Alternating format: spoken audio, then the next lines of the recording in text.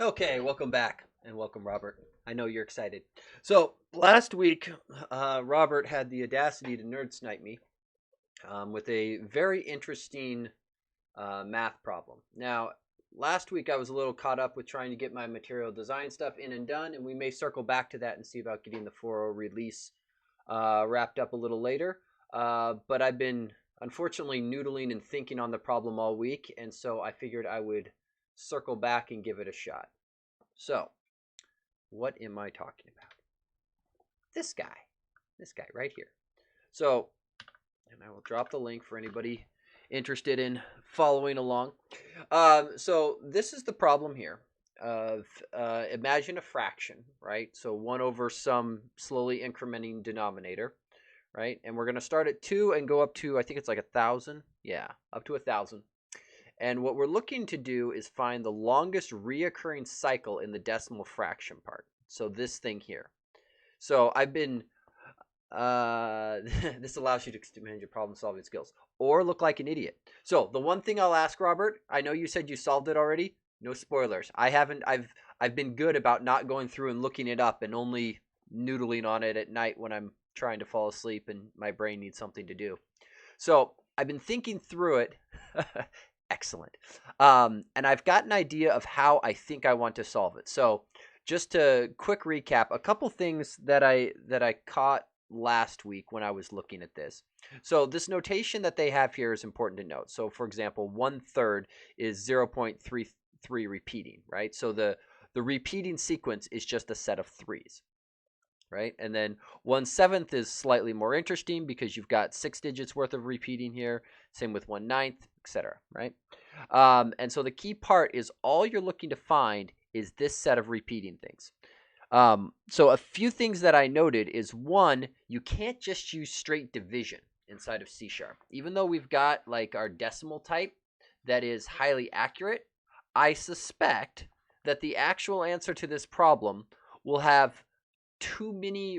The sequence will be long enough that it won't fit. That's a theory. We'll see what it is. So I'm gonna write it without using just a straight division because I suspect I will the floating point rounding problem, even with decimal, I think will bite me if I try to just do straight division. So that was thing number one that I noted that was going to be interesting and hard. As I was thinking about the problem, I came to the realization that there was something else that was important about this, in that this is always a 1 and this is always a number bigger than 1. And initially that didn't seem to make a lot of sense, but let me dive into some code real quick. I think so. I've been thinking about ways to handle this. You're correct in your assumption. Sorry, which assumption was that? That the answer is going to overflow a decimal if I just try to do straight division. I have a hunch that that's true. So the problem is subtly more difficult than it looks. So we're going to do this, and we're going to, because unfortunately I made the mistake of clicking through some of these other problems, and some of the other ones looked interesting too. Not saying I'm going to do more than one tonight, but there was some other interesting ones in here too. So we are going to do this, and I think I'm just going to do it as a unit test project. I think. Is there any point of not doing it as a unit test project in a console application? Meh, unit test sounds great. Next, and let's see here. I want to put this actually in a Project Euler. Start on problem 1 if you want. Yeah, I looked at some of the early problems. I might skip a couple of them because a few of them are kind of like well-known interviewee type problems that I've seen before. Oh no, I was gonna put you here. We're gonna make it do, and I'm gonna number these. Problem 26, right? And I think what we're going to do is we're going to name the solution. So normally you don't name things like this, but I'm just anticipating that I'm going to end up adding more projects to this. Yeah, good context for viewers though. Yeah, I can agree with that. I know there's a bunch of streamers that have gone through and done a whole bunch of like interviewee type problems one, and I know like right around Christmas, a lot of people like to do the Advent of Code problems and do those as well. I thought about doing them. I just usually have so much other stuff that I'd rather work on. But regardless. Okay, so let's see. Problem 26. I don't know. They didn't give me a friendly name to do anything better with this, did they? Reciprocal cycles. That sounds like a great name. See? When in doubt, copy and paste all the things. Boom. Boom. Let's see. Find longest sequence. You can do this as a unit test. If you do the shortcut, if not, you will hate yourself. Okay, so we'll do this. We'll do this. That looks kind of like, oh, I didn't do the rename function. Bad me. Bad me. Manual rename. Okay, there we go. Okay, so find longest sequence. We're going to go with that for the moment. Okay, so the other thing that I realized when I was thinking about this, long division, right? There's probably one. I should have found one of these things before. Yeah, this, like this, right? This, I think, is the way to think about the problem. Because I was laying in bed one night, and I was trying to think of how I would deal with the fact that I couldn't just do straight division into a decimal and get the right answer, and that I would have to do something like with a string or a sequence or something. And then I realized long division is probably the way to go about this problem. So I was homeschooled growing up, so I will fully admit that my math learning experience is probably different from a lot of people. But when I was growing up in elementary school, this was how they taught me to do division. And by they, I mean my book. Because when you're homeschooled, you do a lot of self-teaching. And this is this is it. This link looks more or less exactly as I remember it. And I think this is the right way to solve this problem. And I think I can convert this straight into normal C#, because the basic premise is this, right? You put your one number over here, right? And the key part is, so we're going to put our denominator over on the outside. And then on this side, we're going to do 1 dot and then as many zeros as I need. I can just keep getting as many zeros. There's infinitely as many zeros as I want. And so you just compare. So I should say, you take the outside number and you compare it to the first digit here. And you go, well, what can I do? And it's like, well, 25 is bigger than 4. That's a 0. So you put a 0 up here. You put this guy down here, right? And then this 2 ends up migrating down. Right, so 4 minus 0 is 4, 2 migrates down, and then you look at this and do the same type of thing here. And I think this is the algorithm, and I think I can get clever with IEnumerable. So that's my game plan, and we're going to see if I can remember how to do long division from elementary school. Otherwise, I get to feel like an idiot. Okay, so the simple thing is we're going to do the basic thing, right? So start with the basic bit of the problem. So 4 int I equal to 2, I less than or equal to 1,000, I plus plus, right? That's the premise we're working for. And we're going to do with string get repeating sequence. How about sequence get repeating sequence, and we'll just pass in I. Okay, and then let's go. I don't know about string longest sequence. Okay, I'm already annoyed. I gotta fix something. Nullable enabled. Or enable. Once you get used to nullable reference types, it's really, really hard to go back. Okay. That goes like that. That goes like that. Okay, so if sequence, nope, not length, right, is greater than longest sequence dot length, right?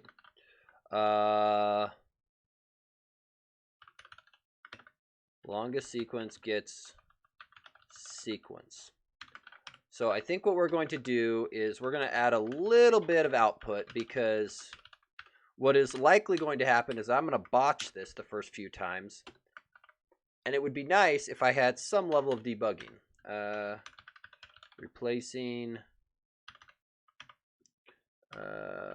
let's just do interpolation. Let's see, replacing longest sequence. Hey, come on. Thank you.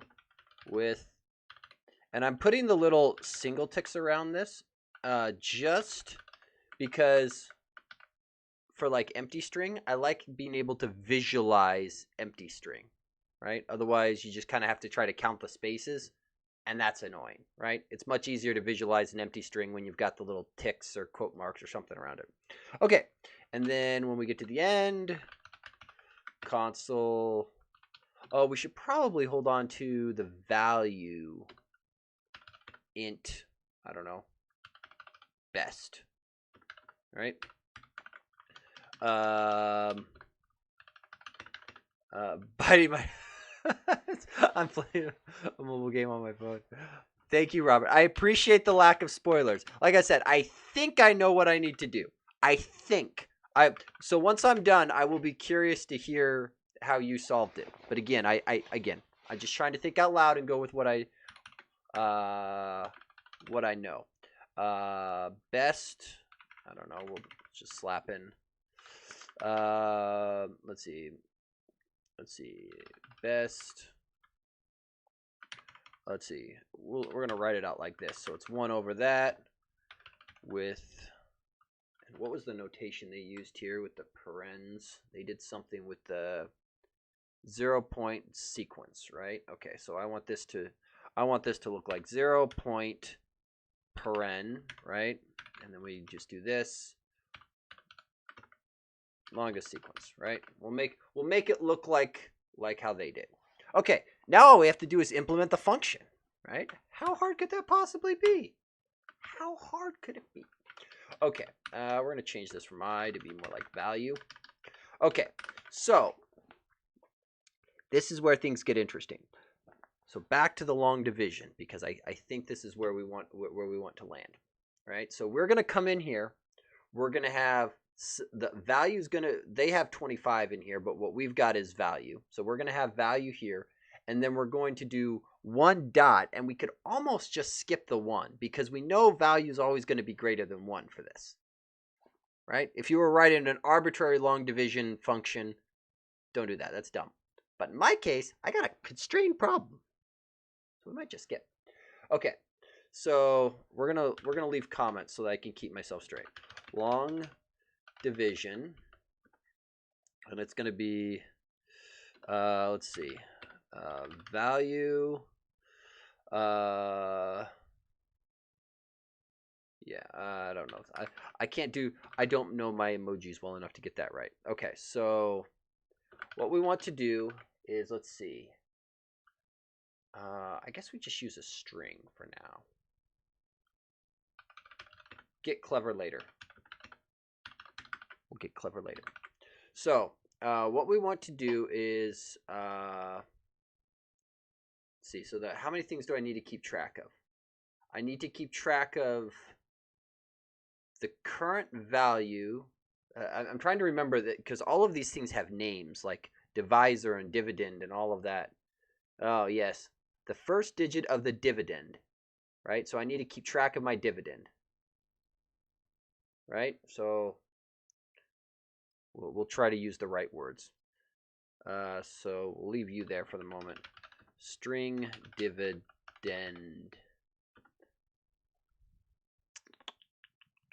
Trying to decide if this should be an int. I think it should be. We're going to make it an int for now. And I'm going to start it at 0, because remember, my dividend is going to, let's see, dividend is 1.00000, and just to emphasize it, right? So I got as many zeros as I want right there. So, but I also know, let's see, value will always be greater than dividend. Okay, just put down the axioms that I'm aware of. Okay, and I think what I want to do, so you know as soon as you hit a repeating sequence, I believe, the moment the dividend value is a repeat of what you've already seen, right? The moment the dividend is a repeat of a value you've already seen, you are now entering the start of a repeating sequence. So I think what we do is we get ourselves a hash set, right? So how about hash set int, right? And you could use a list too, but darn it, I'm using a hash set. Let's see, seen dividends, right? Boom, something like that. Okay, and then we are going to, we can probably get more clever here in a minute, but we're just going to start with a while true because nothing ever bad has come from while true, right? And then we're going to come down here, and at the very end, we're going to return RV, right? So we're going to, RV is going to represent our, they probably have a better name for it. The whole number result is placed on top. Any remainders are ignored at this point. Right. So we're just going to, RV is going to be our result. So, yeah. Because as soon as we see a dividend value that we've already seen before, we know we're about to start adding the exact same values to our result. I'll rename this. Result. And maybe I'm going to, so I'm probably going to do something dumb like commit and push this to a repo somewhere. So, boom, we'll leave comments. Comments that are hopefully helpful to people. Let's see, and I'm going to label this assumption, right? Because that's an important thing to say. Call out your assumptions.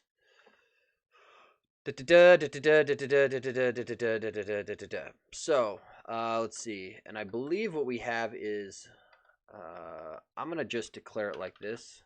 Divisor gets value. I realize it's going to be effectively constant, but that way things, or actually, you know what? Boom.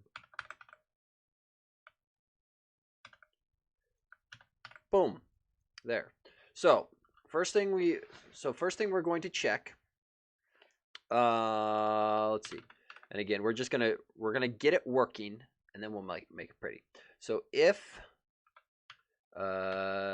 divisor is greater than dividend, right? That's the first case. Result plus equals a 0. Just tack that one on there, right? And I think, yeah, because we tacked on a 0 dot here, right? Because, yeah, we're gonna assume that this result does not include the result is assumed to start with 0 dot.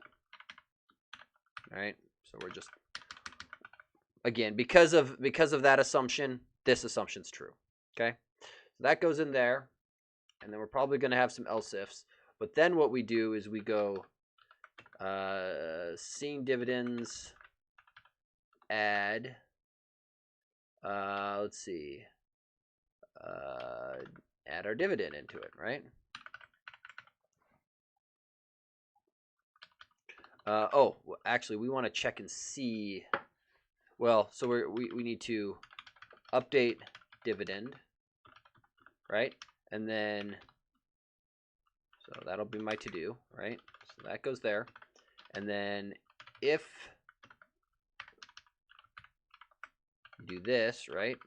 Because, and this is part of why I picked on a hash set, because the lovely add method returns a bool, right? So a hash set's add method returns a bool indicating whether an object got added or not. So if it kicks back a false, we're done, right? We know that this is the part, like, this is the part where we break out.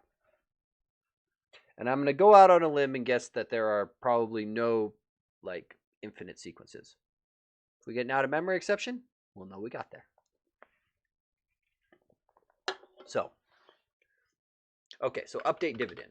So at this stage here, right, so if we come back over to here, we are now at this point here where we need to do a little bit of modulus stuff, right? And then so let's see. So the answer from the first operation is multiplied by the divisor. The result is placed under the dividend into, right? So I think what we do is int single result. Yeah, let's do that. We'll get back to this in a minute because I want these to be numbers for the moment. Single result gets 0, right? And for now we're gonna do -1. We're not gonna leave that. We're gonna get rid of this initial setter. This is just so it compiles. Okay, so and they didn't give me a good answer.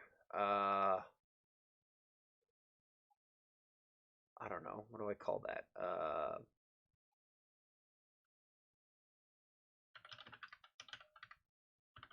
Partial result gets, right, divisor times single result, right? So we get the partial result, and then we take the dividend, right, and we subtract, just like so. Again, so they did 25 times 0 is 0, right? Bring it down, and then you subtract the bottom number from the top number. So in this case, that guy. So in that case, dividend minus partial result. And actually, I think what we're going to do, we're going to get a little clever. Dividend, we could declare a bunch of values, but I think for now we're just going to minus equals, right? And then in our case, because we know we only have zeros, right? It's not one of these cases where we've got like this long, because they've got like the number they're working with here, they've got 425. They've got other digits. I don't even care about it. I got one digit. I got zeros, lots of them. So in our case, I then just go dividend times equals 10, right? Just kick that guy over 1 0. Perfect. That's exactly what we wanted, right? Because everything we do is going to be add 10 or bring down a 0, bring down a 0, bring down a 0. Easy mode. Easy mode. Okay, so we do this. And then we check and see if we've seen that dividend before or not. If we have, we break out. If we don't, yada, yada, yada. Okay, so I think, yeah, so I think right here what we should do is result plus equals single result, right? So we're just going to do that. Okay, so now let's handle the other case. So if the divisor is not greater than the dividend, and there's probably an easier way to do this, but you know what? Get it working first, then make it prettier. Okay, so if I think this one through, this is the case that they have right here, 25 to 42, right? So this is where we're going to end up doing modulus, right? So they don't say modulus because most people don't do that. Most people do 1 with a remainder of 17. I call that a modulus. That looks like a modulus to me, right? So we're going to do int remainder gets, let's see. So hold on. Dividend is bigger. See, this is why I don't like naming them that way, because I cannot remember what the terms are. Right? So that gives me the remainder, and then that makes the single result, right? So in this case, like if we imagined our values were theirs, our remainder would be 17, and then if you just define your terms in common shell. I'm trying to, but I'm having trouble. So my problem, Robert, is I know these things as the thingy on the left and the thingy under the L. I named my variables according to what the pretty web page calls them, which is probably the real names, like dividend and divisor. The problem is I can't remember which one's the dividend and which one's the divisor. Though maybe I should have. I keep just looking up here to know. Divisor's the thing on the left. Here, you make a good point though. Dividend is the thingy under the L. Divisor, if I can spell, is the thingy left of the L. Does that make it better? Robert, this is how bad the problem is. First can of Mountain Dew is empty. That's how bad we are.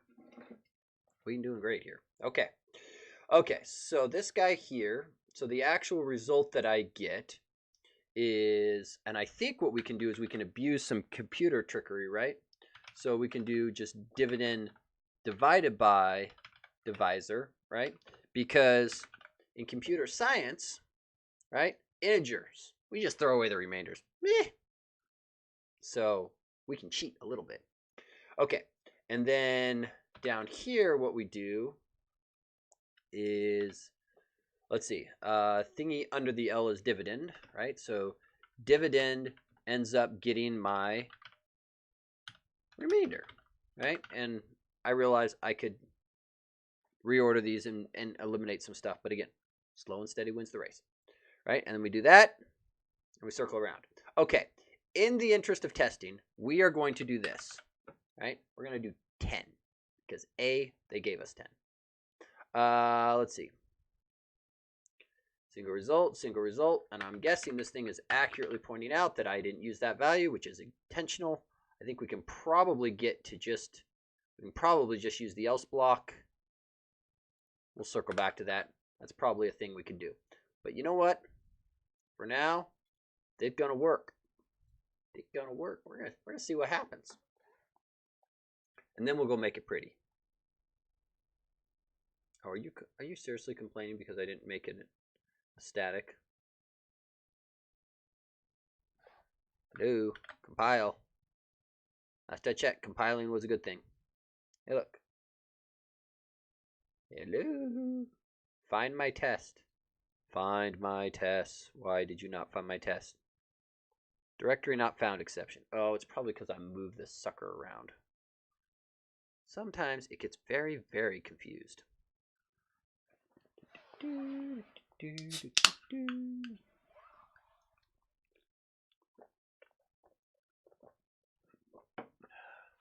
Okay.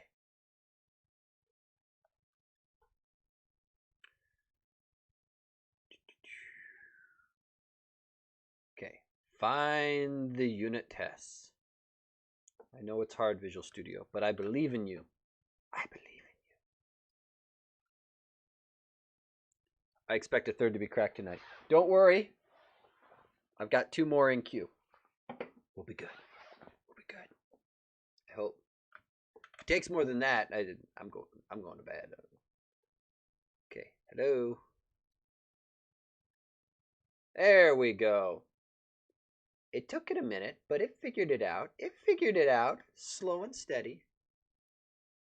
Slow and steady. Okay. So, do we go brave? No, we step in. Okay. So, we come in here. Great, great, great, great. Single result is 0. That's not right. See, we've already got a bug.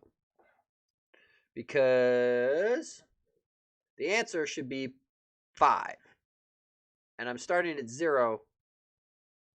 Oh, I dropped a 1. I dropped a 1. See this? This initial state is wrong. See, I already messed up. Okay. 1. Thank goodness. Okay, so let's clean this up a little bit, because I think having this extra stuff is just confusing me. So we're gonna clean that up. I don't believe we need that. Inline that. that. Okay, so we're a little cleaner now. That's a little clearer to think about. I think the only thing that's bothering me... Oh, thank goodness you found it. You just like watching me struggle. See, proof. I do not code it correctly the first time. Developers who get these problems right on the first shot are impressive. I've watched some of the YouTube videos of the guys that just like try to eat those interview questions for breakfast, and some of them it is amazing to watch their brain reason through this. Okay. So the only thing about this that so we're going to debug this. This isn't going to work because by doing this, I made an assumption here that I documented that's now wrong.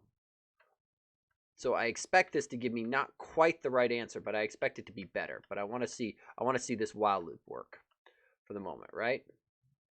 So dividend divisor, right? So 1 over 2. So a remainder of 1, right? So that works. So the 0 goes up. Great. Partial result does that. Makes it a 10. We now have seen a 10. Wait. Oh. Whoopsie. That's not what we want. Set next statement. I didn't see any mistakes. Oh, dang it. It's already in there now. Jump over. No mistakes. Nothing to see here. Okay, so remainder is 0, i.e. we came out perfectly equal, right? There's no repeating sequence. So that's easy. This is a 5. Great, great, great.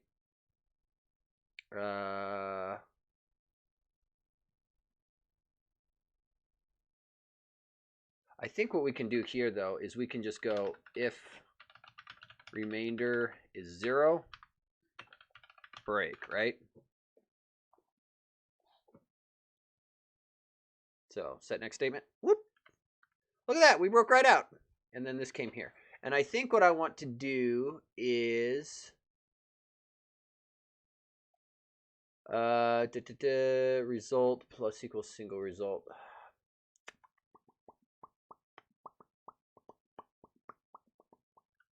Trying to decide if I just insert the sucker at the end or if I do it right here. Because I want to put that... Okay, result is assumed to start with 0. That's no longer true. We're going to throw that out.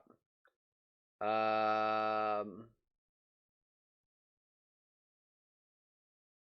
going to leave it like that. That's not going to print correctly at the end. We'll trim that off at the beginning.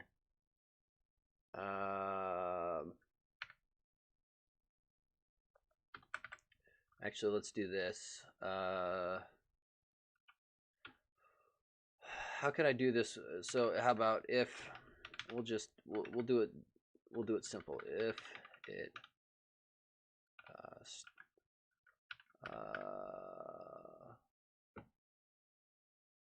I guess all I care about is so how about, I guess I can't do the length comparison.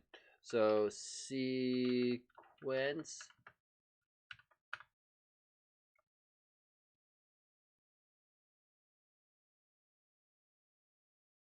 trying to decide how many assumptions to put in versus doing it. I think what I do is I leave this guy. I'll make this guy a more generic division function. And I'll make this guy just drop off, find the index like this, right? So sequence gets sequence substring sequence dot index of period, all right? No, that's not how you do substring.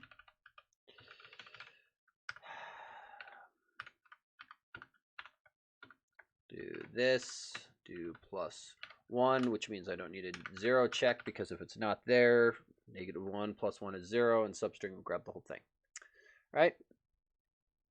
Otherwise, it'll jump beyond it, and away we go. Okay. So there's that.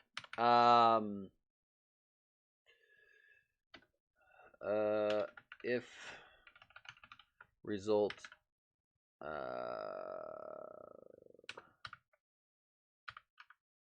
if result is empty string, I guess what we could do now, because it's gonna have a 0 to add first. Because we know we have a single digit, right? I should probably make the assumption because dividend starts at 1, the decimal separator goes after the first digit, right?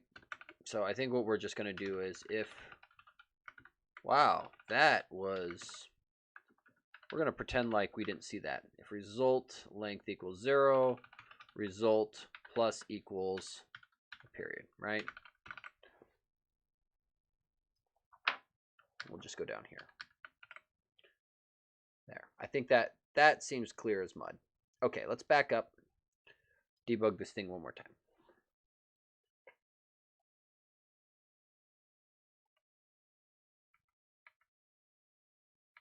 We'll step in, go in here, does its thing, result gets a 0 added to it, result gets the period added to it, remainder is 1, does its thing, adds, loops around, great, keeps coming in, comes in, result gets 0.5, yada yada, remainder is 0, jump out, and we got at least the right answer of here, right? So the sequence here should trim off that. Should just be 5. Oh, interesting. I just realized something. This isn't quite right. Because this will stop, but it doesn't tell me whether it stopped due to a remainder or due to a repeating sequence.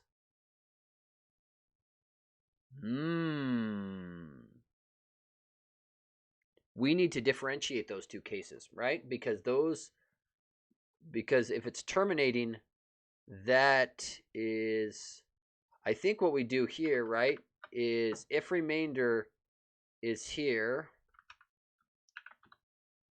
right? And I guess we don't care to get all the answers, right? I'm not gonna print out every single one of these. I only care about the ones that are case. No repeating sequence. So result gets empty string, then we break, right? That's what we care about. Okay, so we're just gonna run this. I think it's gonna work. Okay, so let's see what we got. We got completely the wrong answer. Of course we did. Okay, so I'm an idiot. It's still not quite there.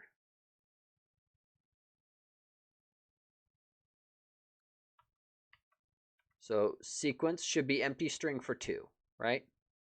Okay, that makes sense. 3 is where we should get something interesting, right? So I is now 3. Let's go in here. So clearly we've got a bug in here. So let's do this. So result is 0. Add the period. Great. Remainder is not 0. Partial result, right? So divisor times 0. 0 brings it up to a 30. Right? No, oh no, it goes to a 10, right? Duh. Okay, so 10. Okay, so remainder, dividend, divisor, right? 3 into 10, remainder of 1. Okay, that's fine. I believe that's the one that we saw before. Oh, we've got a problem here. Okay, well, we're going to come back to this because I think I need to do this update after I check. Come back to it here in just a minute. Let's see how this thing plays out. So single result is 3, right? So it got 0.3, which is correct, right? It comes in here, Wait, divisor is 3 times single result is 3. 3 times 3 is 9. Let's just back you up again. 3 times 3 is 9, right? Dividend. Oh, dividend already got updated. Dang it. Hold on. Step out, step over, step back in. Okay, let's try this one more time. So the first sequence should go through. We added in the 10. I think that's okay, right? So the dividend, the thingy under the L is now a 10. I believe that's correct, right? So 10 mod 3 is 1. Great, I can remember how to do math. 10 divided by 3 should be 3. Okay, I can still do math. Dividend is updated here. So I have 3 with a remainder of 1. Okay, so the result should then get 0.3, which is great. Okay, the divisor is 3 times the single result, right? So we've got it. We should be in the case where we are. Let's see, right? Where we're here, right? We've got a 42. 25 times 1 is 25. Put it down here. Do the subtraction.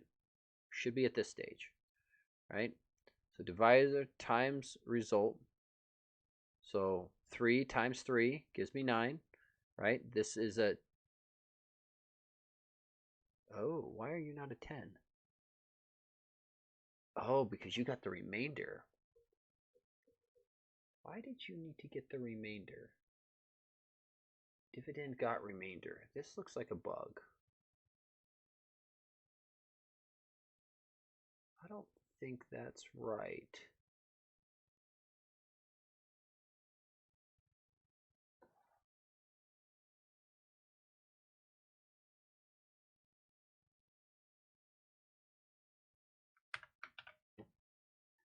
Okay. Step out, step down, set next statement, go back in, do it again. I'm only jumping out and jumping back in just so that all the local state of the function gets completely reset and I don't chase weird bugs. Okay, so 1, 0 does its thing, adds that on. Yep, first pass is fine. Still puts in the right value. Everyone's happy. There we go. All right, so single result there. Same deal, same deal. Okay, partial result is a 9. Dividend should be 10. 10 minus 9 is 1, right? 1 times 10 is 10. This adds here. Now we break. Right? So this brings us up here. This should substring out just the 3, right? So replacing empty string with 3. Great, great. That looks better. So we're just going to run it to both of these. So we are now on I of 6. What was 6? Just trying to remember. 1.6. Oh, it shows the 6 is O. So I made the mistake of assuming that it would repeat here. Might have to abandon my hash set so that I can tell at which index. Because I had somewhat mistakenly made the assumption here that everything after the decimal place would be repeating. And that is not true. That is not completely true, right? So it's going to replace that. That's fine. So we're going to see what the output looks like here. So this looks a little better. That looks more in line with the values that we would expect, right? So the 1/3 came in, we replaced it with a 3. Great. I may change this output so it matches this a little more. 1/6 came in, which I assume we're gonna replace on equals. I think I would rather get a little more output than just skip it. And then 1/7 came in, right? And I think I might even go to the effort. Well, no, here's what we'll do. We'll just put an else case down here, right?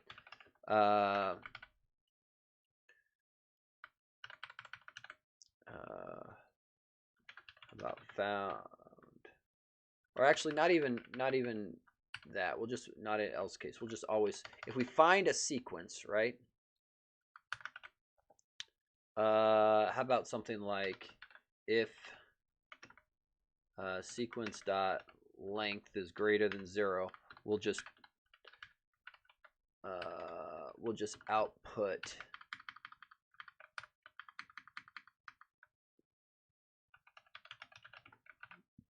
with sequence longest sequence. So this becomes an I, and this becomes sequence. Right? So we'll do that. We'll do that maneuver. But we do need to fix the fact that we aren't printing this quite correctly. But now if I run it, I now expect to see all the results that it found up through 10. Right? So 1/3 was sequence there.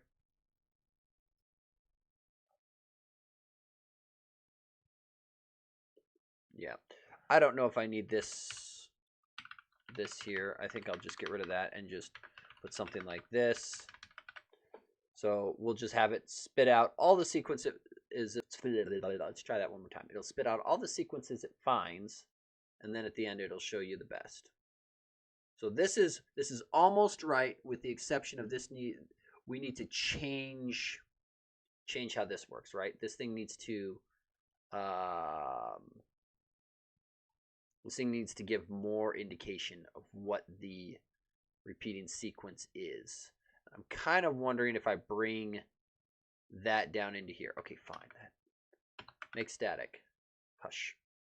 Okay, so the issue with that is right now I'm using a hash set, which is unordered. And the problem being, I need to know at what point the sequence, at what point I'm starting to repeat, right? So I actually need, I think what we have to do is make this guy a list, right? And then what we do is we do, let's see, if seen dividends index of dividend is greater than or equal to 0, right? Found. See, look at this pattern matching. Why are you squawking? Oh, nah, yuck. How about int sequence start index, right? Goes like that, goes like that, and we'll just do sequence start index is greater than or equal to 0. We know we found it. We're breaking at this point, right? And then we'll just add it in, right? So add dividend. Boom. Okay. So that gives us a little more information. And I think what we might do is we might just get rid of this whole maneuver down here, right? I think rather than having this guy put the parens and whatnot on,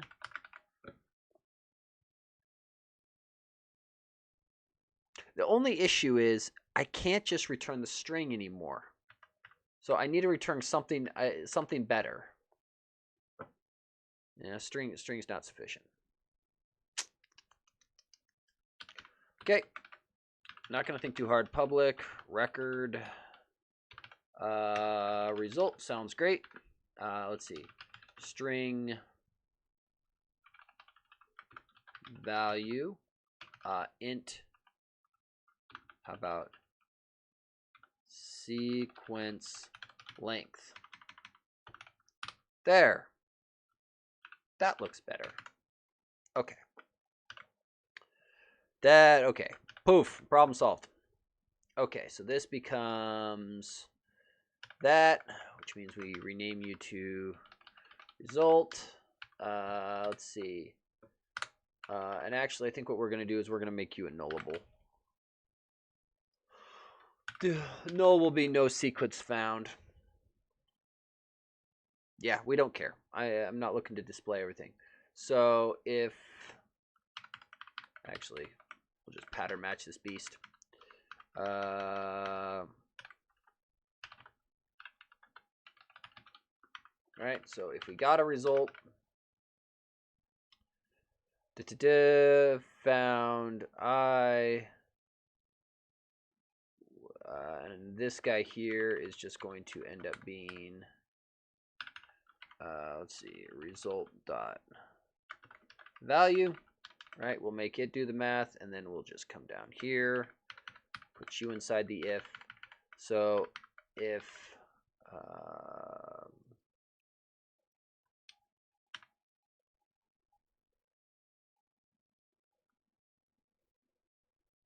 yeah, I guess we just make you a result too.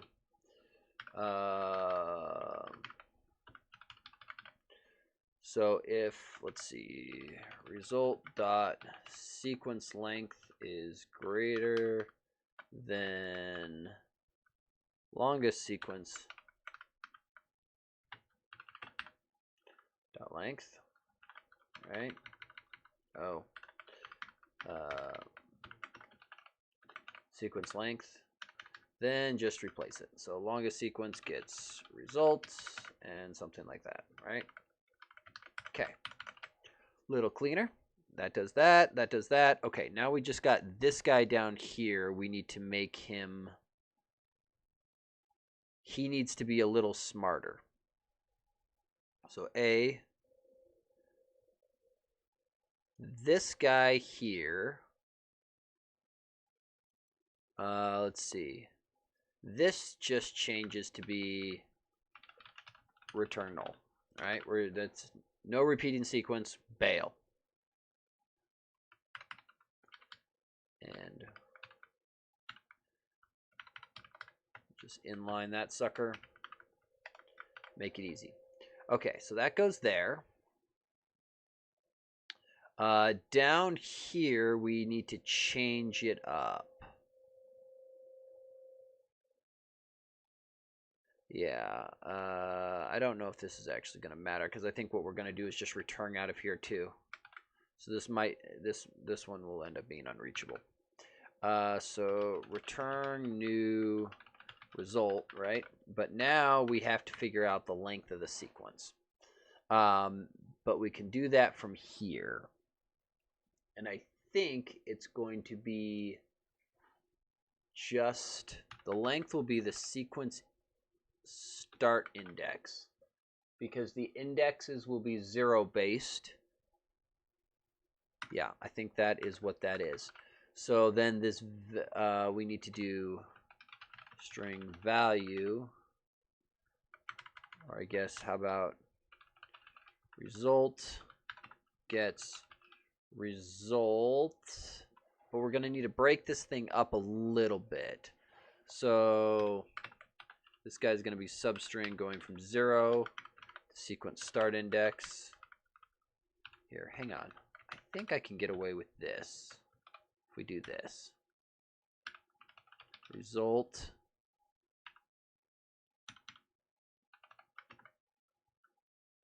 sequence start index, right? Range syntax. Yeah, I think we can do this. We'll do an open paren, a close paren, and then this will become, let's see, this is not readable, but it feels really cool, right? To the end. I think that works. Let's test it. Let's run through this real quick. It compiles. I mean, that's the most important unit test, right? I think. Okay, so let's come in here. And wait for Visual Studio to figure out which end is up. Come on, little buddy. You can do it. What are you doing? Okay, thank you. I didn't know you were evaluating anything, but that sounds great. So remainder, right, adds it in. Great, great, great. This should be -1. Great. Adds it. Goes around. This guy comes in here. No repeating sequence. We terminate. Everyone's happy. All right. Now we come into here. This is the more interesting one because this is the 3. So we know the math is now working out correctly. It's mostly around this is what I'm interested in. So that did what we expect. We know the math works out. Okay, so now it's got a 0. So what did it do here?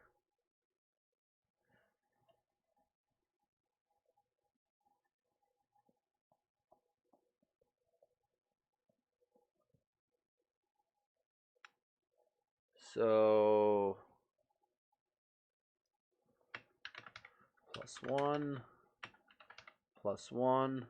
I don't know how it evaluates the +1 and then, yeah, I was going to say, I'm not sure if it would, I don't know the operator precedence with the range ... So then let's just set that next statement there and step over it.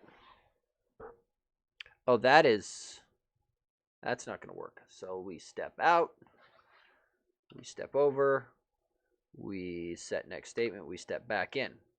And then we, oh, we don't need to set a breakpoint. We can just do the run to cursor feature. Woocha. Okay, so now we look. That's closer.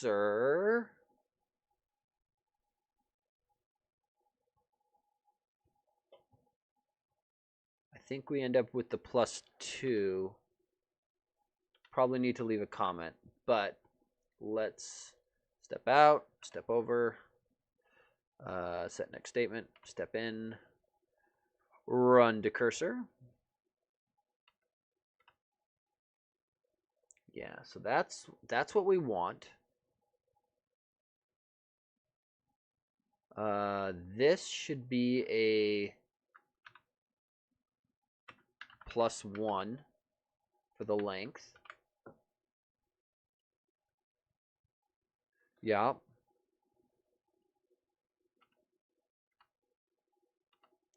So this guy has a length of 1, value there. Sets it. Everyone's happy. And away we go. So let's run to the next one, which is the 6. The result looks like what? Yeah, so that looks better. Okay, so we're going to let it run. Let it run, and we look at the output. The output now matches what we expect. Except for this, which is not what we expect because I just dropped it straight in here. And that is that needs to go like that. That needs to go like that. That needs to go like that. Now it works. And I think we might be done. I think we might be done.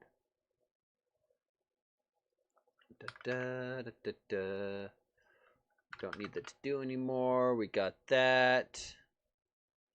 Got that. We got that. We need a comment here. The +2 is to account for the leading 0 and the decimal separator. Right? So we should document those. And then I think, okay, Robert, you said you had the answer already. We go to 1,000. It's the aim of the game. Okay, so go. Find me the answer. 35 milliseconds. That is acceptable execution time. We found a whole lot of options. Oh yeah, some of these are rather long.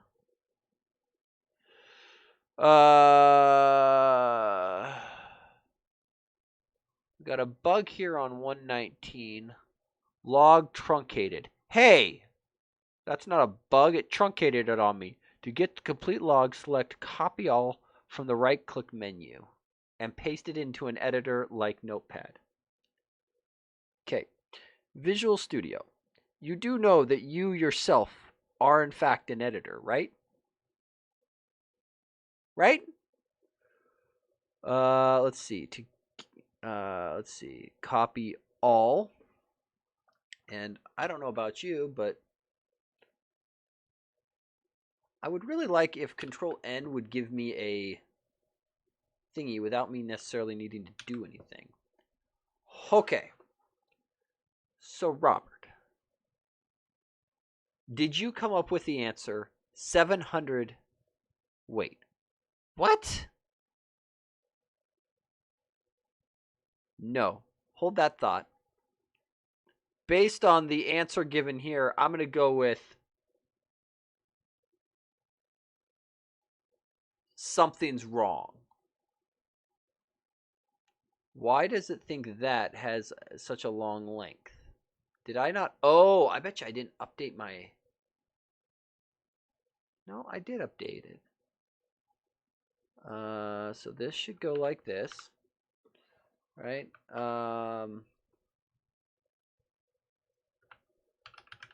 We're going to do this because I want to see why longest sequence dot sequence length.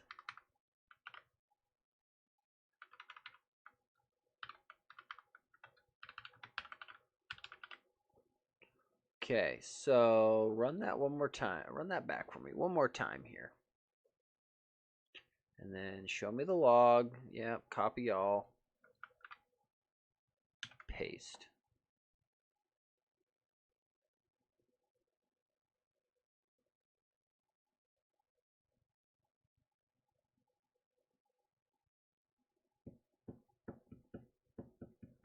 Okay, so we've got an issue with my...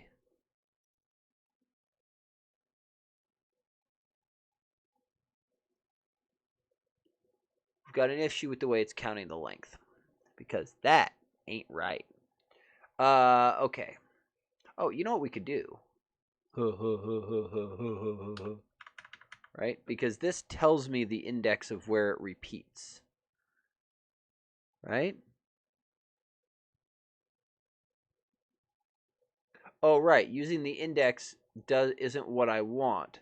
I want to know how... So, because if I've got 5 things in my list, right? And I get the index of... Well, let's say I get the index of 3 and the list length is 5, right? I expect the repeating count to be 2, right? So it's actually...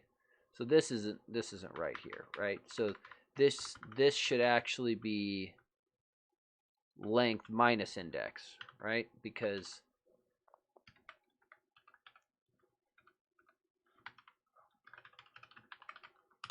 if there's a length of 5 and I get the index of 3, that means there are 2 items in my sequence. I think that's right. So let's crank this guy back down to 10 here real quick, and let's just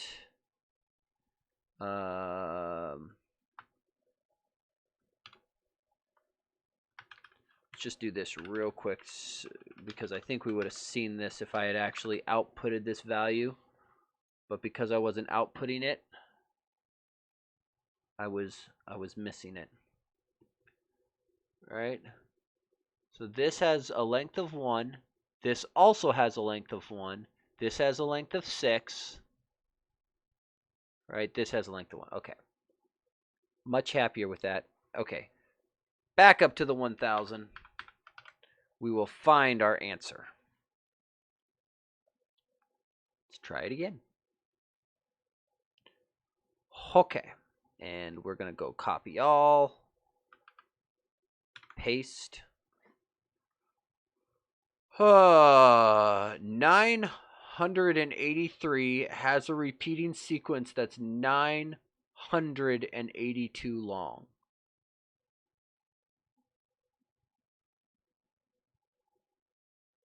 And this actually makes more sense based on what we know about 9, right?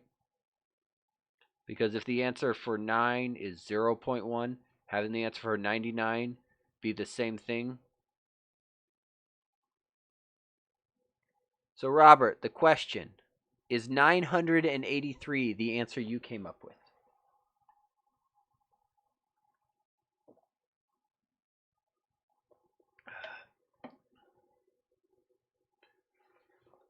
That's a lot of bloody digits.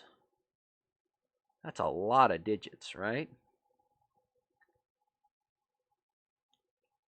Do you really want me to spoil it for you? Well, so hold on. Let me do a little bit of spot checking here to make sure that this is right. And then when you say go try it yourself, do I get to enter it on this site somewhere? Is there like a submit my answer button? Oh, I'm guessing I got to do this. I probably have to do the register thing. Hold that thought 1 second. Passwords need to be on a not this screen.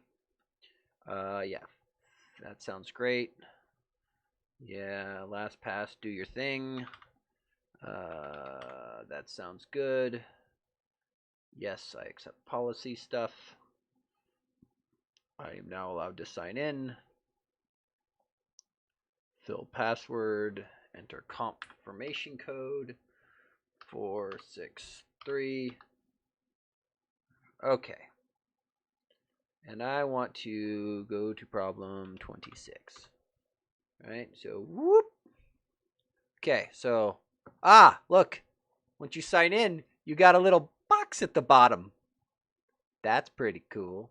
Okay, so the question is, am I confident in this number? I think I am. What's the length of that selection? Do you not tell me my selection lengths? You don't. That's dumb. That's dumb.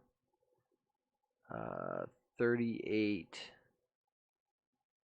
to 148 is 110, which matches the length that I got there. So I'm pretty confident that at least spot checking these are working. And we know we got the right answers up through 10. Right? So we did that.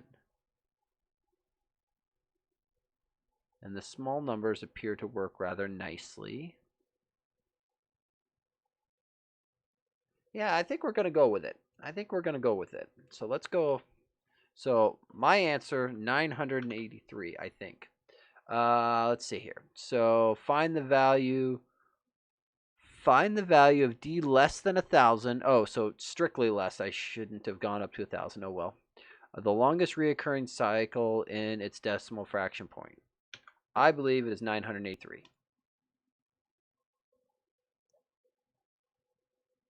I'm not allowed to submit another guess. Was it right or wrong, though? What? How do I know? I kind of wanted to, like, you win or you lose thingy. 983. Check. Yes! Ha ha ha! The answer you gave to problem 26 is correct. The problem has a difficulty rating of 5%. I don't know what that means. The highest difficulty rating is a small percentage good or is a big percentage good. I don't know what 5% is. Does that mean I'm in the top 5% or the bottom 5%?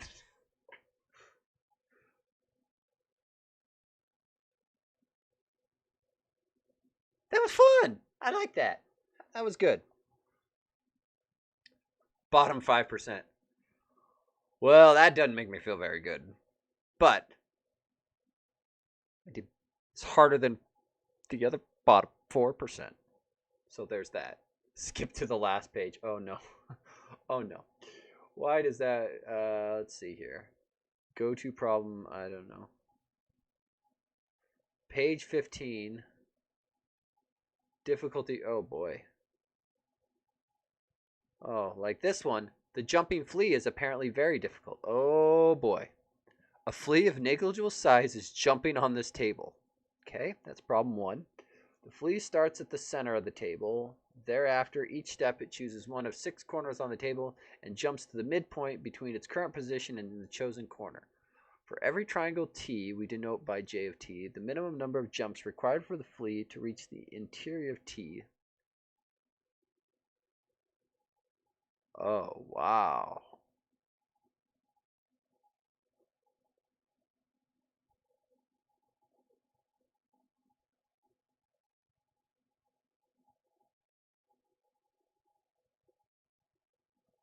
Oh, this looks like fun. These problems get really epic. It's true. That is very, very true. I like that. Thank you, Robert. I appreciate the challenge. Okay, we might have to come back to this. I need to do something different. I need to go to this here, and you need to end up on my bookmarks. And yeah, favorites bar will work for now. Favorites bar will work for now. Okay, after that slight diversion and a can and a half of Mountain Dew, let's go look at this. Because I think after my pull request last time, oh, we got an icon update. Well, let's just add those icons in. Squash merge. Squash merge. Okay, so given that, so happy to see my pull request count down so low. That makes me feel very warm and fuzzy. 98%. This one here, oh, that's right. This was the last thing that we were going to do, is this character counter. This was the last major thing to go through and do. Okay, so let's take a brief look at memory lane and remember, oh right, because this one was implemented not quite the way I was thinking about going about doing this. So let's take a swing at this. I did not do any rebase on this because I think we were going to kind of throw this one away and do something different. So let's go to, we can close this now. Don't save. We'll come back. We might add more to that. Oh, I'll go. I closed it. Let's go back in here. Before I get too carried away, let's push this thing up to a repo. That way, if anyone finds it interesting and wants to go and look at it, the README should probably have something big and in bold of warning, warning, spoilers ahead. Right? This is for people who want to see my solution, not for people who are looking for answers.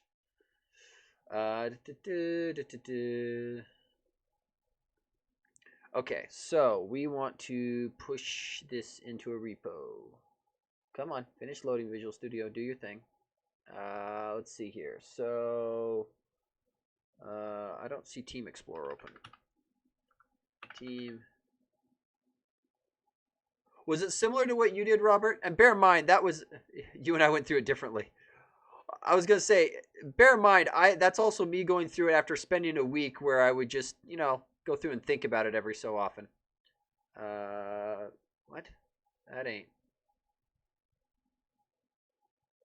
Open Git changes. Create Git repository. There we go. A project to hold my solutions to problems on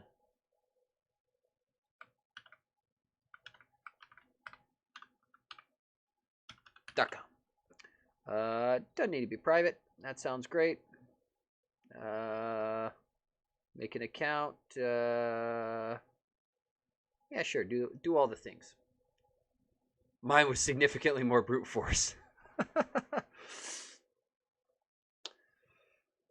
I can understand that, and quite often that's the way I end up solving a lot of problems, is straight brute force initially. But I've often found that even though that may feel quick and dirty or quick to get it done, it oftentimes... Did it push? Push.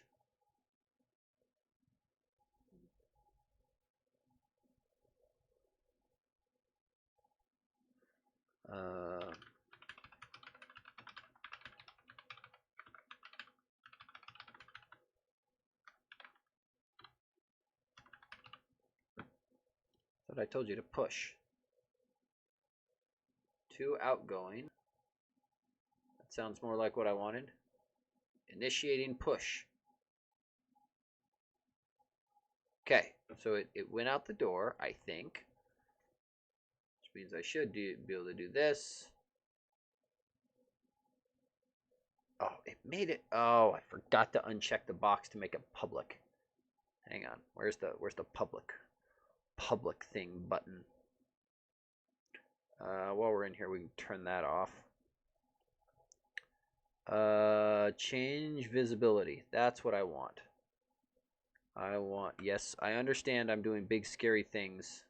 I am making it public. Only because it's what I meant to do in the first time. Yes, I understand the repository's visibility. Hold that thought.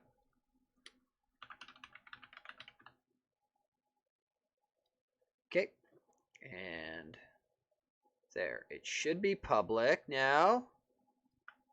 Yeah, link in the chat. And that should be if anyone's interested in it. So, meh. Okay, character counters. Something, something, something, something, something. So, material, design, spec. Something, something, something. And components and text field or similar. Yep. Okay, anatomy, character counter. Okay, and I think what we had talked about before is this is largely around the idea of if you set the max length property on your text box, this thing's going to show up by default. I think is the way we're going to attack this, right? We'll allow for an attached property to turn it off. That way, if you want to set max length without it showing up, you don't have to have it. But I think that's what we're going to do by default is there's a very elegant solution after the fact. Oh, interesting. See, that's one of those where I was wondering if that was going to be a case where somebody with a bit better mathematical head than me can find the clever solution. The way I've always heard it is it's better to be clever than smart because both people get the right answer. The clever person just gets there a lot quicker. Though some people disagree and would argue that the smart person should know the shortest path. But yeah, whatever. Okay, so text box. So this is where we're going to go. We're going to do this. We're going to do this. Okay, and we've got all of these thingamabobbers down here, these thingamabobbers down here. So really we want to just dive into the main guy's template and figure out where we're putting this. While we're in here, we're going to clean some stuff up.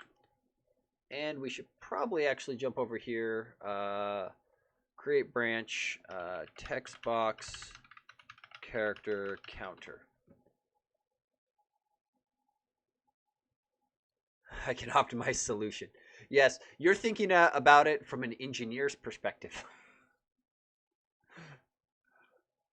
I was discussing that with my wife last night. We came to the conclusion that engineers think about problems very differently than pretty much everyone else.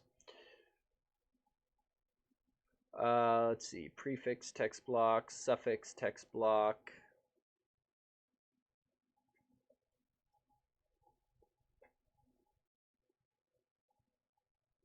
And trailing icon, clear button. Sorry, I'm just trying to look my way around this to figure out where things need to be. Those things have an adorner, an underline. Mine doesn't work on the level of elegance yet.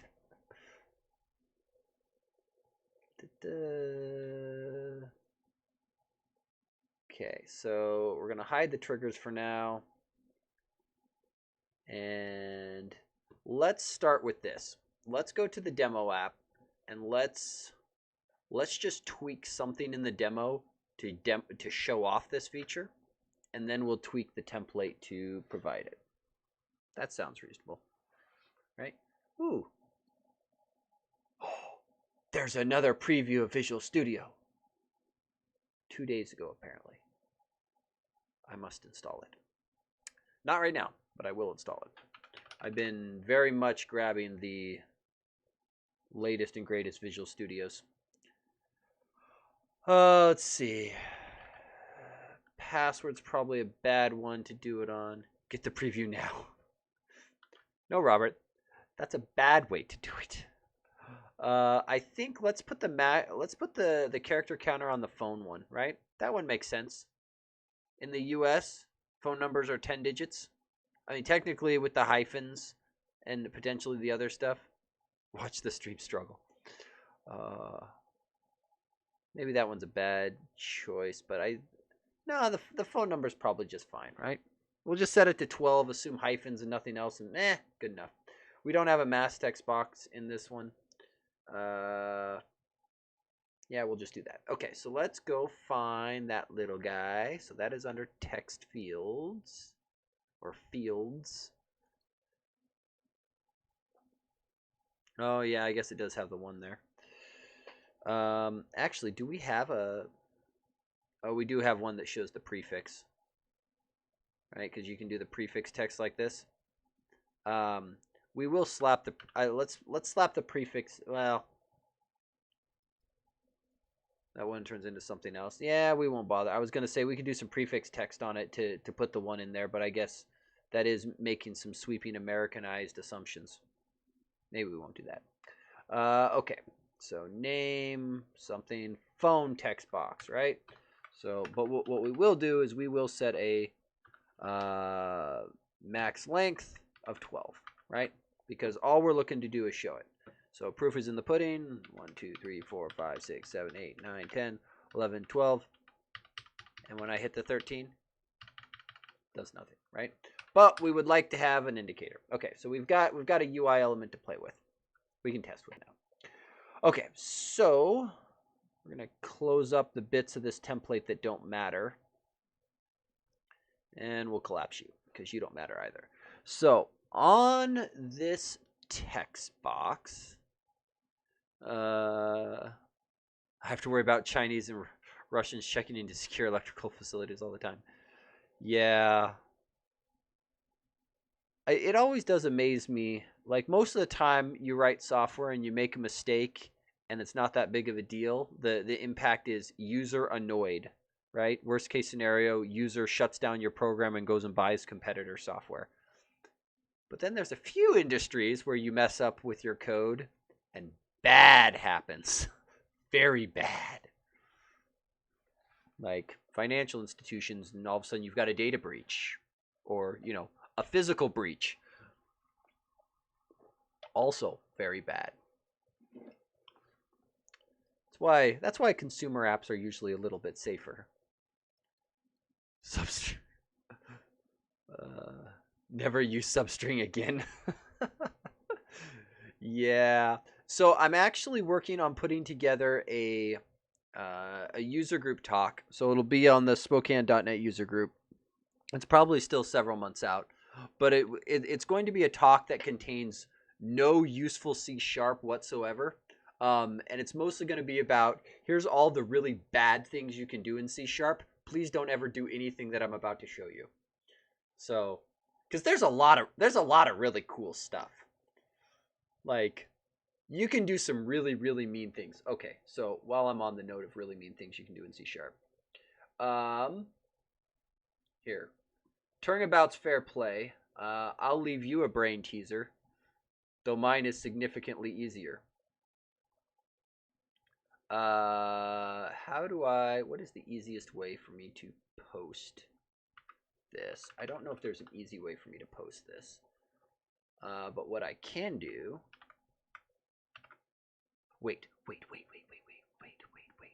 We have a Discord channel now. We have a Discord. I should post it in the Discord channel. Huh?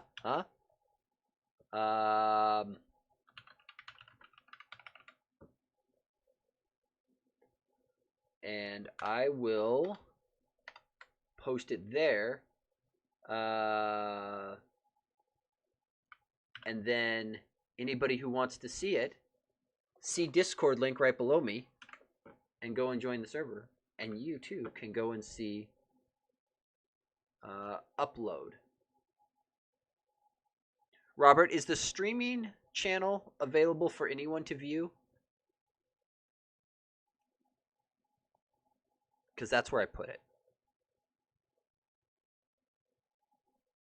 Cool. So, fun brain teaser in there. This is a great example of please don't ever do this.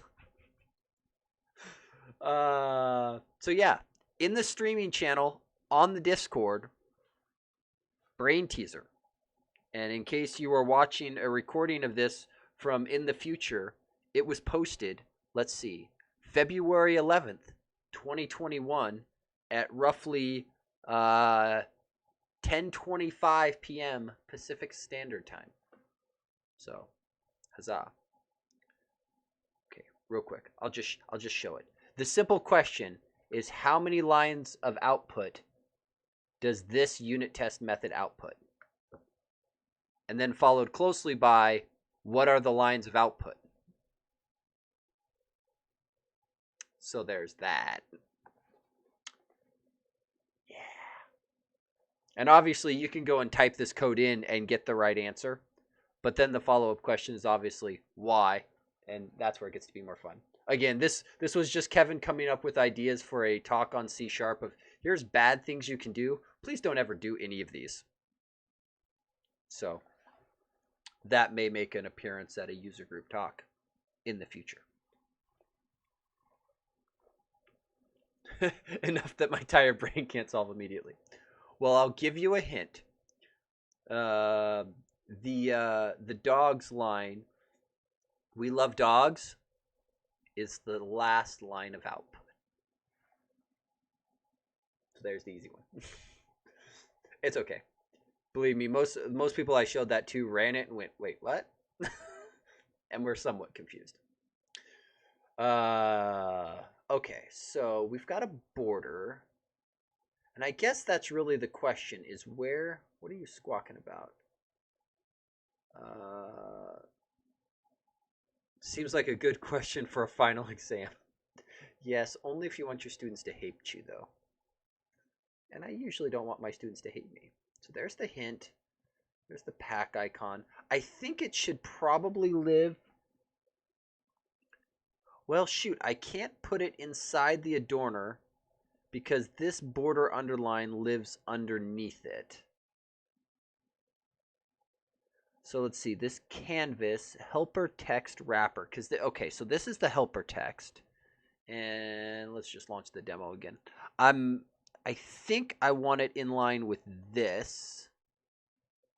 I think. Why is that in a canvas? I don't remember. There was a reason we had to do something. I remember looking at that going, wow, that's weird. Why are we doing that? And then thinking I could get rid of it. Yeah, so this is the helper text. We want it to the right of the helper text.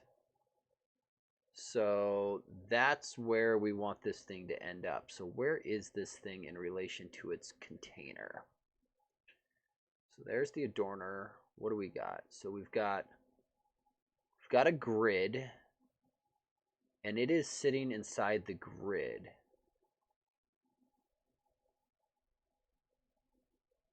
Interesting. All of these things are sitting on top of each other. I think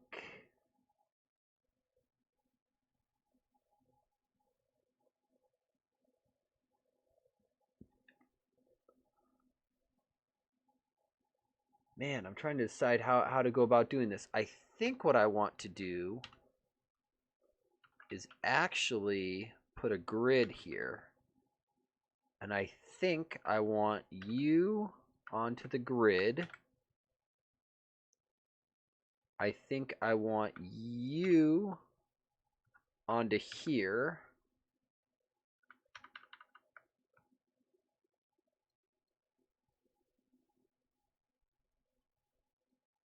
They should. Oh boy. I appreciate that. So Okay, other spoiler alert. uh, the other one that I discovered while just kind of poking around the C# spec, because why not? When you're looking for weird things to abuse, that's what you do. The urinary plus operator. Possibly one of the most useless things in C#, right? Because let me explain. For example, we're all used to this, right? Int foo gets 1 plus 1, right? But this is not a urinary plus operator, right? This is the arithmetic plus operator because, you got A and B. This is a urinary plus operator. Note, single element. Rarely ever used, if ever. Most people probably should never touch it. But once I discovered it existed, it became my latest hammer that I've been looking for a nail, and I have not found one yet. Okay, so I think what we do is we do grid column definitions, right? And we are going to go with column definition. This one will fill. This one will go width auto, right? So that goes like that. So the helper text should look exactly like it does. We appear to have lost some stuff, so let's relaunch. The green squiggles on Visual Studio for that example roughly equate to, please don't do this. Yes, that may be true. It could also have meant you're debugging. What are you trying to edit your C# for, you moron? That's another possibility. Though usually the error messages are significantly friendlier than that. They try not to insult you. Okay, so there's the helper text. So that's good. I'm going to, while I'm thinking about it, on the comments one, I'm not going to leave it there.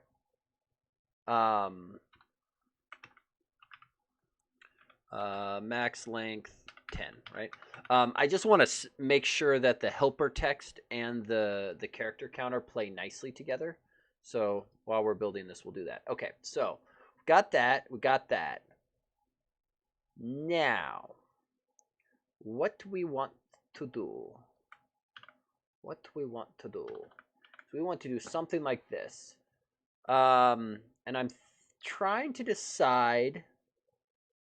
I don't think the hint assist is where this should end. This feels like a text field assist thing. So I think what I would like to do, I think what we do will allow for character counter font size. I don't think opacity matters. While we're in here. You know what? Maybe we should just... I'm torn between attached properties and just exposing the style. And just saying, set whatever style you want. I don't care. Right? If you don't like what's set, do your own thing. And then I don't have to expose it. The problem is that's a lot more obtuse and a little bit more difficult for people to see. Torn on which way makes more sense. The advantage of the style, though, is then I don't have to literally do anything.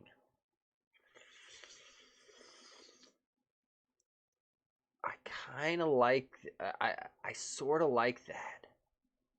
So if we were to do that, it would look something like this, right? So we do a style, X key, let's see, based on the naming scheme, it's going to be material, design, character counter, don't know if that's quite right. Character counter text block. Yeah, so we'll go based on, because we should be respectful of the default text block, right? X type. I know what I'm doing. I'm not as dumb as I look. But then what we can do is we can come down here.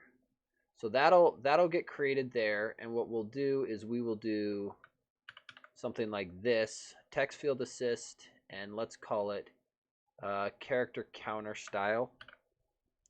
Right? So something character counter style. And this will then just get a static resource of, I didn't copy it, so that's dumb. All right, so that goes there. That's all well and good. We come back down to our little friend as soon as I figure out where I left him. And then rather than doing this kind of stuff, we just go with style gets template binding text field assist, and then why did it undo all of my collapsing? Not helpful, Visual Studio. Not helpful. Okay, so that goes like that. That goes like that. And I think the only thing I need to be, well, so here's the thing, right? I set the text here and it's fixed. You don't get to touch it. If I go and set it up in the style, you do get to touch it. That sounds better. So maybe what we do is we set nothing here at all. Right? I think the only thing we're going to end up setting is, well, let's do an X name on this guy. Let's see. Character counter text block, right? And then what we want to do is set this guy up accordingly for max length. Because I think what we do is we come down here on this control trigger. We're just going to collapse up a bunch of these. Yada, yada, yada, yada, yada, yada, yada, yada, yada. I was going to just add it to the end, but there's a lot in here. It's keyboard focused. Yada, yada, yada. Mouse over. Yeah, we've got a couple triggers to handle everything under the sun. Validation has errors. Yeah, we're going to go up here. And we're just going to add in a trigger, right? So if the property max length has a value of 0, right?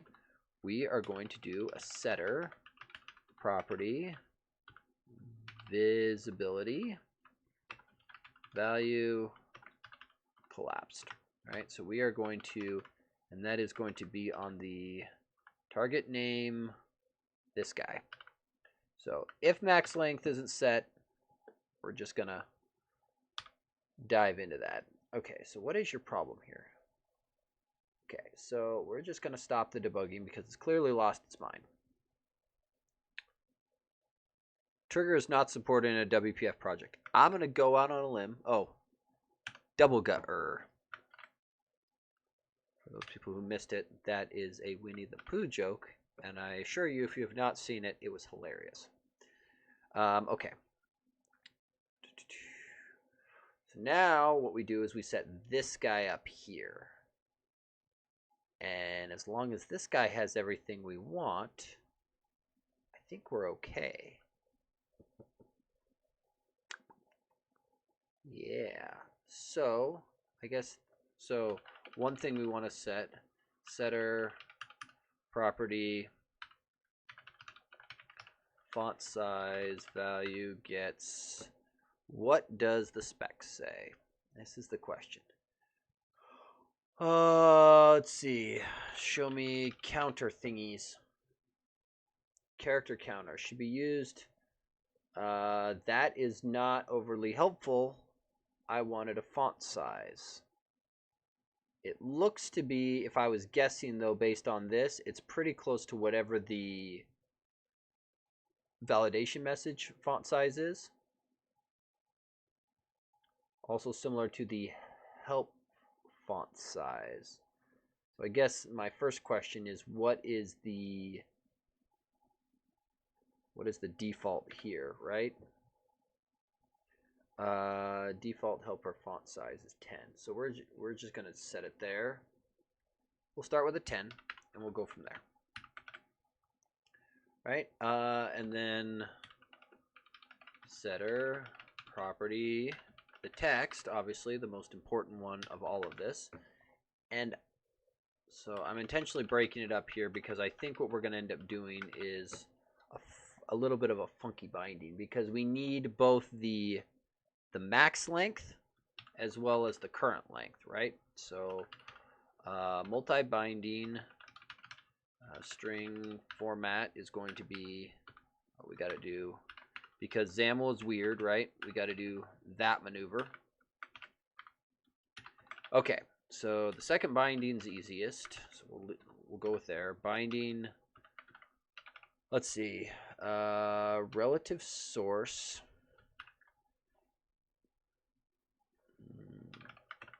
Let's see, relative source, find ancestor.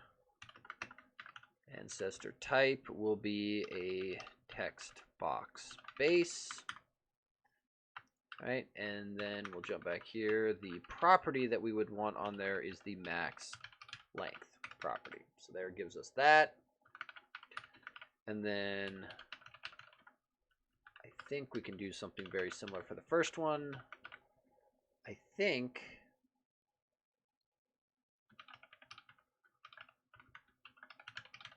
I can just get away with that. I think. And we might, we'll see how that looks. Let's try it, see if it works.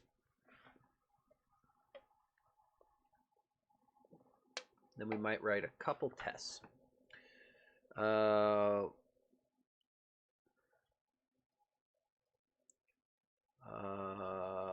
What? Oh, it doesn't have a target type, so it doesn't know what's on it.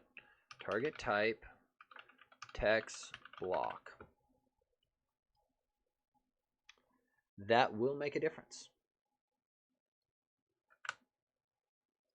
Okay, now what are you unhappy about?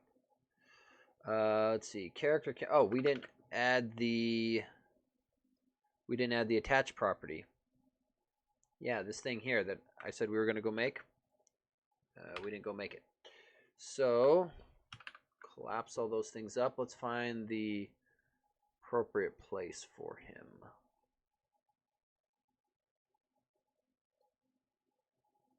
I think we'll go here. Let's see. What is it? WPF. Oh, do I not have oh, there it is. Property attached. Boom. So let's see. This will be a style property, and the value will be that. And then the owner class will be text field assist.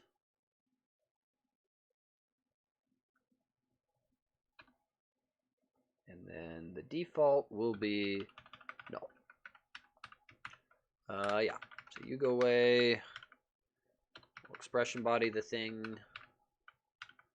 Expression body the thing. Do that. Do that. Okay. Rinse, repeat. Try again.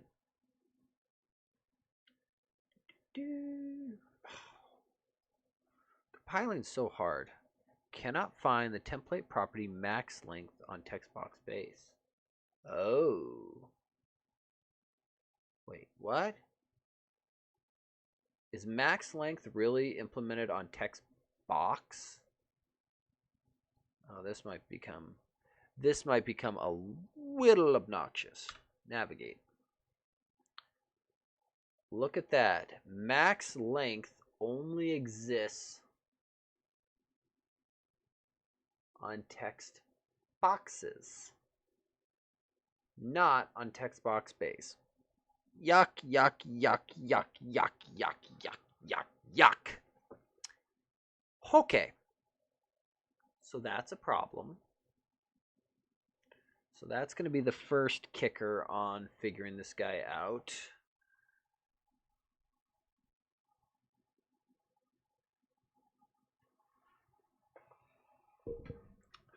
How do I go about doing this?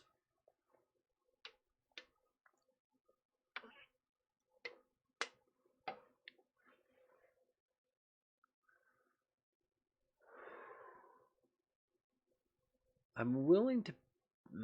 I don't know if I can say that though. I was going to say I'd be willing to bet that most, if not all, of the derived classes of text box base have max length properties. And so we could abuse a binding.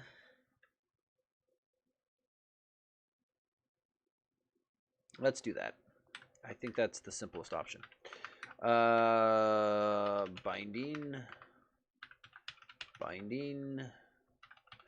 relative source. Let's see. You just go away for a second. Let's see. We need to find a relative source that is me. And then we're going to bind into the max length property, but I think what we want to do is a fallback of 0. Yeah, let's roll with it.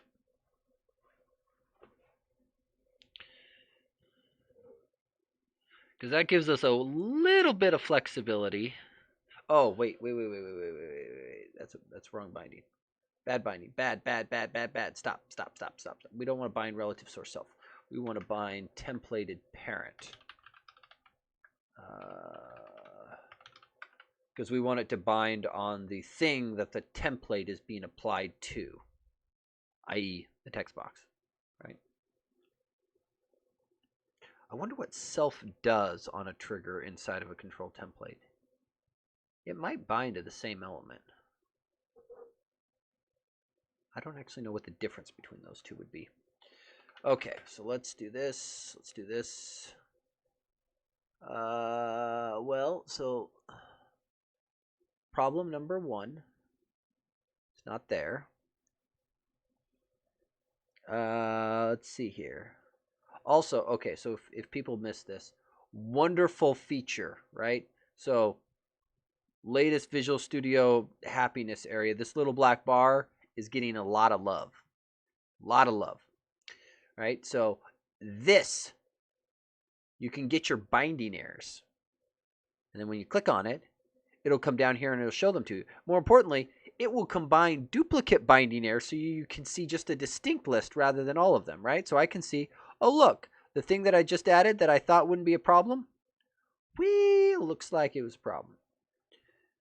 So let's see. Text.length is not found on rich text box. So this guy here that I put there is a bit of a problem. So let's see. Max length property not found on content presenter.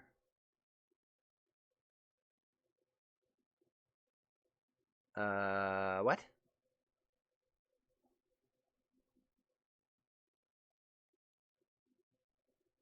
Also, I wish this thing would show me where they are. Grumble. No,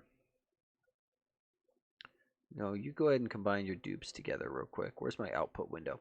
I want to go back up and look because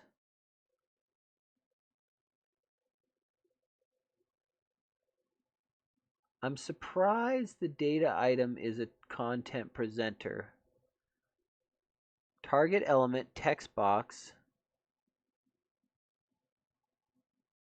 Max length property not found on. Okay, so let's start with the first thing.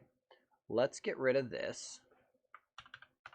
Right? And just because I've got multiple things binding to max length and I want to confirm that this guy's the problem and not the one that we just did below.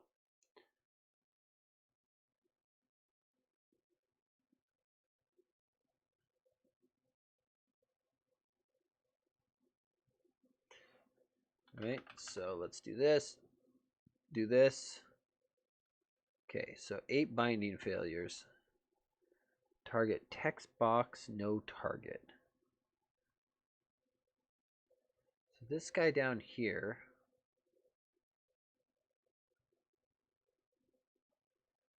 not found for object type content presenter. So that is interesting. Maybe it should be self. Let's try that. Since I wasn't 100% confident which way that thing was supposed to bind. So I don't know if we've got any examples it's kind of a weird thing to do, to bind to the property like that. I mean, the other thing we can do is we can just go up, rather than doing this as a trigger down here, because we'll have to solve the trigger up in the other one too. See? All green, no scary binding errors. Scary binding error. Okay, so rich text box. Rich text box still has an issue, but the other one works. The other one works. That's the important part. Okay, so let's come up here.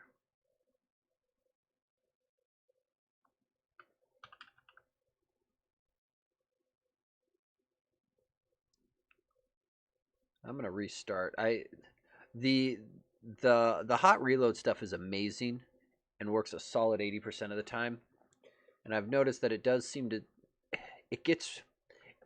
it's really designed around people who are doing app development, it feels, because a lot of times the library development stuff, when you're editing control templates and whatnot, and it's arguably probably a much smaller set of people doing it.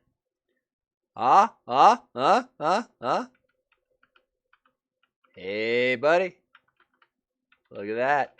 Now, there is a couple itty-bitty little problems. More like, for example, that whole thing of we need them to play together. So I'm going to go with you two are not in...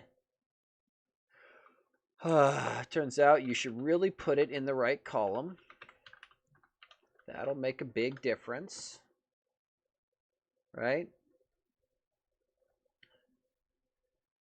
I am surprised that didn't shove this one all the way over.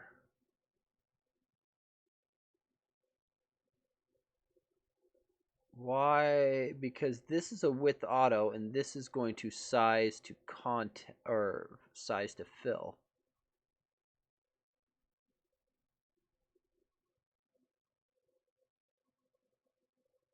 Oh, is it because I bet you it's because the grid is only,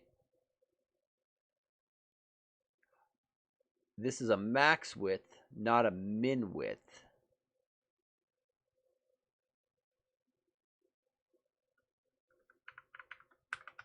So that makes the difference. Because if inside of the canvas, if the grid doesn't ask for any more space, it won't get any more. Yeah, see, hot reload spends a bunch of time trying to figure out what to do, and I think it's almost quicker if I just relaunch. Almost quicker to relaunch.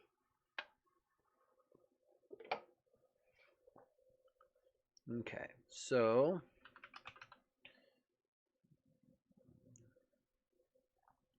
there we go. So that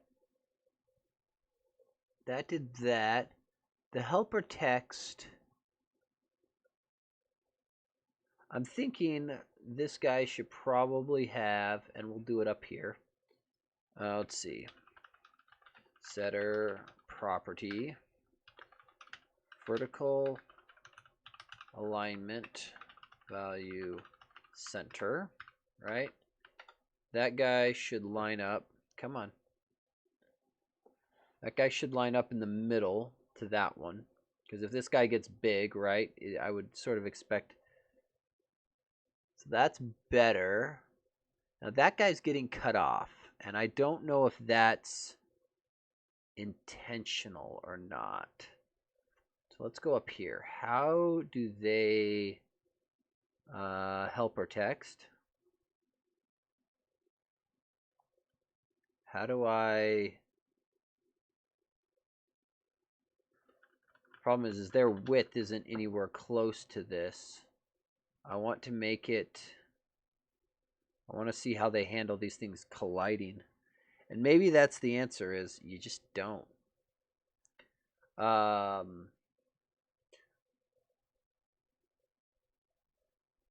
I think what I do is I change this thing from... Well, this guy's going to end up without his max length set on him at the end. So this won't matter. And now I think the font of this is, or the font color of this is the next problem, right? Is this really should align here. So where does, oh, is it getting an opacity applied to it? I honestly don't like that much. Default hint opacity, it is. Okay, we're gonna match it for now, but the thing that I don't like about the opacity is that it's very easy to mess up your contrast ratios when you work with opacity, right? Opacity means that the control is now making a sweeping assumption about what its background is going to be, and I'd much prefer to do an equivalent because we've got code in here with value converters that can calculate the equivalent RGB with a given opacity with an assumed background, usually white, right? And that's typically where the opacity has bitten us the most. Is things look great in light theme but horrible in dark theme, or vice versa, right? And it's one of those, it's like, man, that's actually a good point. I should test this in both. Yeah, so that now looks the way I would expect. And that now looks the way I would expect. Okay, so the one thing that I do want is I want an override to turn it off, because I could see somebody wanting to set max length and saying, no, well, kind of have that.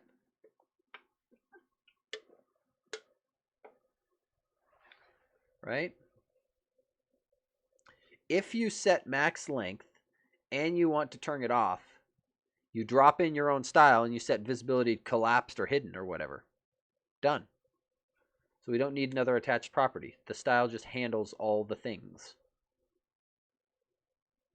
Okay, that was easy. Let's write some tests. Because I want to make sure that this works the way I expect. UI test, WPF, text box text. So for people who haven't seen it, this is my Xaml test library. It is UI testing for, we will say, the control author. Though it can work with app development, it's really designed for the control authory one. Oh, that's the other one I wanted to check. The outline text box and the character counter. We should check how that looks.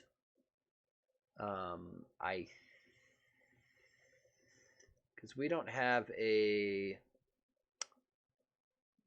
setup for that yet. Well, let's write a couple tests here and we'll get this going. Task character counter with max length LENGTH set is displayed.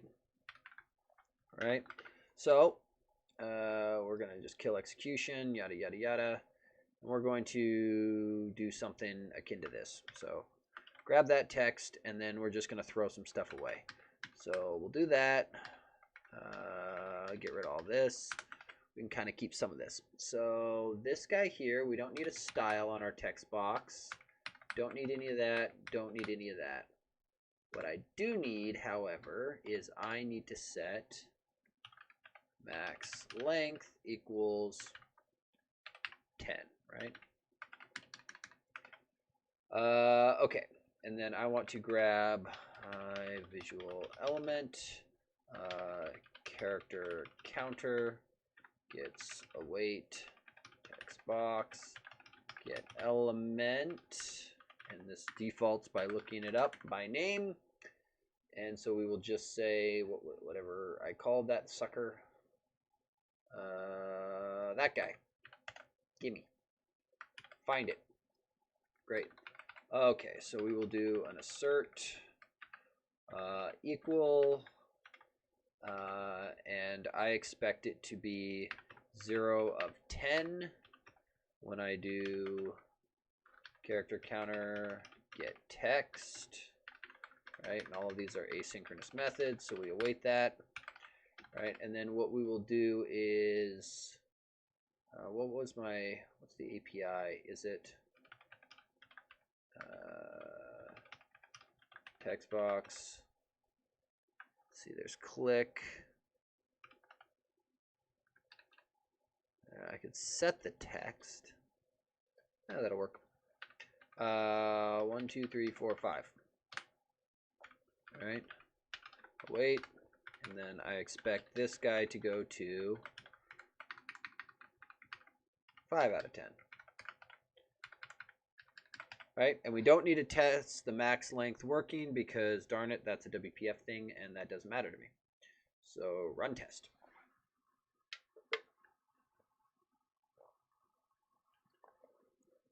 And in general, when you're writing unit tests, there's a generally accepted best practice where you don't do a lot of asserts in the same test, right? You're supposed to test one thing at a time.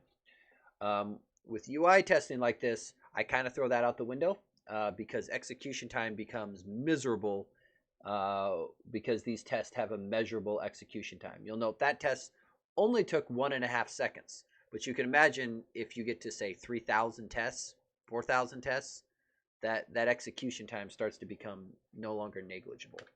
So I try to keep an eye on it.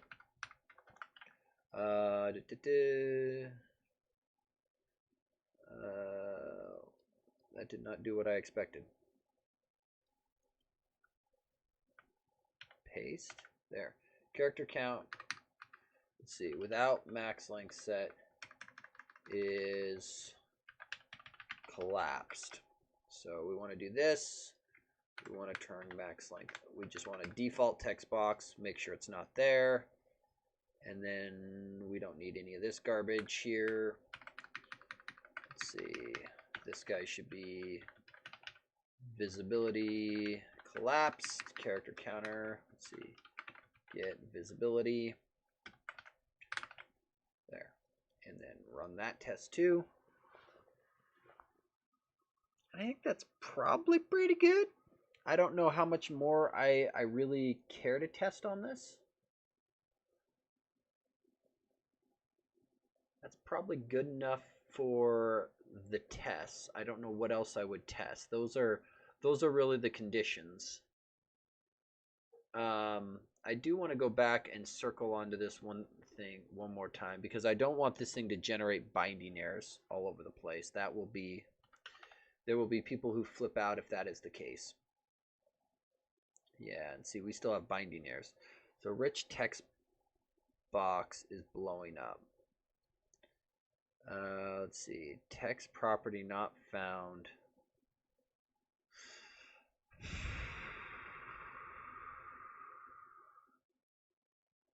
So let's go up here.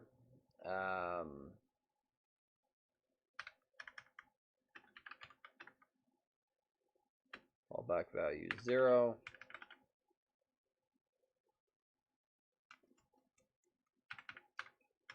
I'm actually thinking what we do is we just don't apply this in this case, right?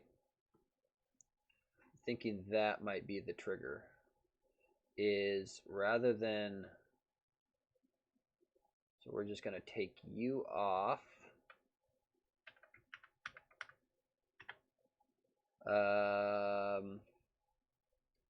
Problem is I want an else condition. What's the easiest way to do this?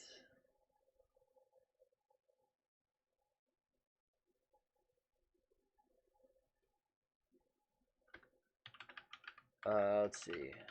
Trigger property.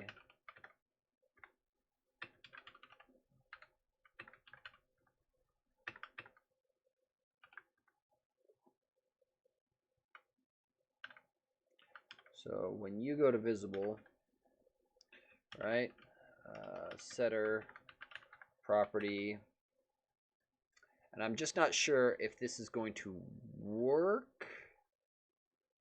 I'm hoping the order of the triggers evaluates as declared. Otherwise, we'll still get the binding errors. Let's see. Set property style.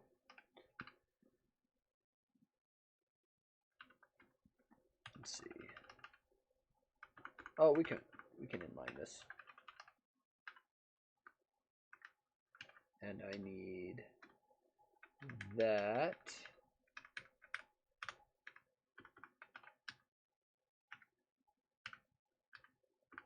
Okay. I think that'll work.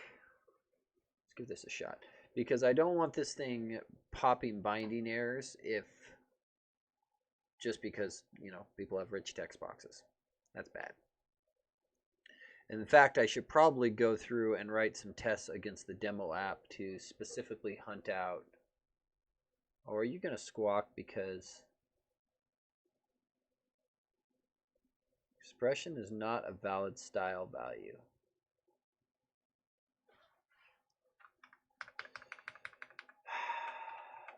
Let's see here.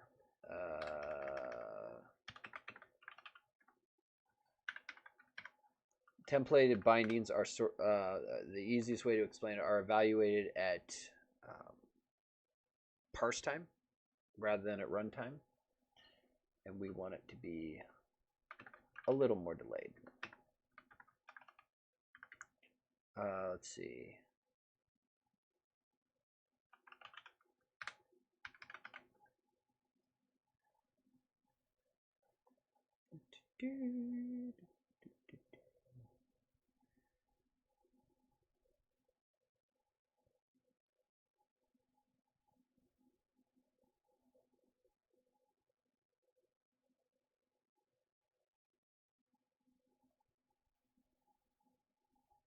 Style object is not allowed to affect the style property of the object to which it applies, but it's applying to a different object. Oh. I didn't set target name on it. That is a problem. I want you to set the style property, that element. Okay. See if this cleans this up. Because it would be nice to close out that last issue for the 4.0 release, and then all I have to do is gen the release notes. Which will be kind of big, kind of long, but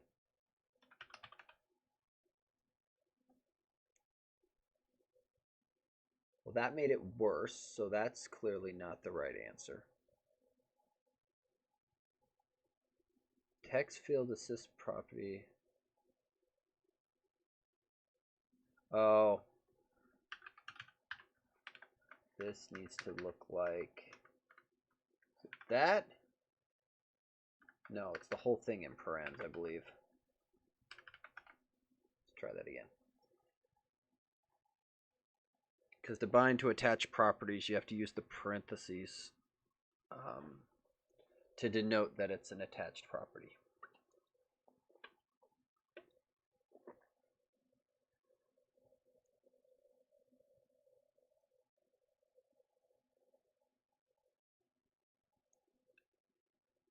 Stay. I really should add in some sort of startup flag. Okay, we're getting better. Max length property. So where did that come from? So there's two max lengths. Oh, and so we shouldn't get to this one, right? Because in order to get to that one, this guy would have to be visible.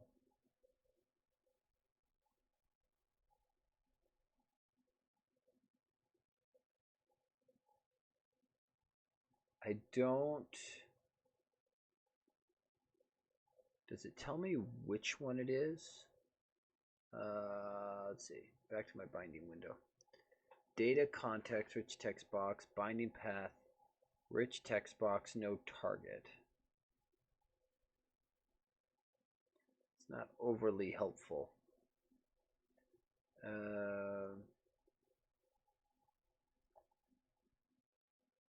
Target element. So let's slap some names on these guys because I want to find out. because we've got multiple rich text boxes, and I'm not entirely sure why. So there's that one. Oh, so it's... Or do we only have one? So if we only have one...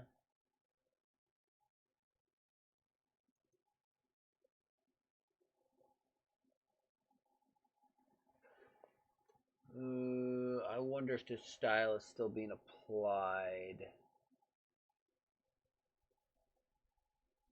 Alright, so let's do that for the moment and relaunch and see if the warning goes away. Because if the warning goes away, that means it is coming from here, and order is biting me.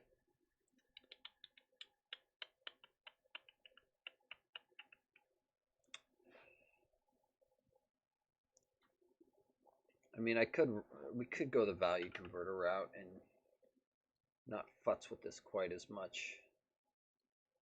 Ah. So that is still...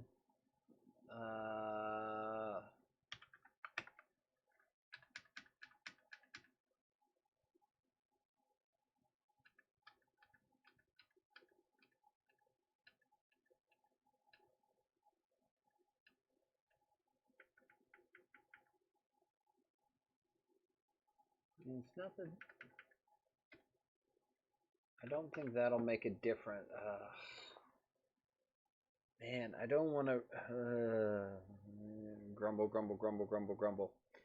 I want it to work without a binding error.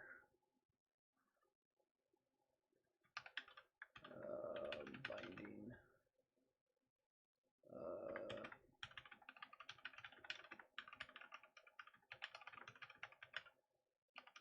I don't know if there's a good way of going about doing it.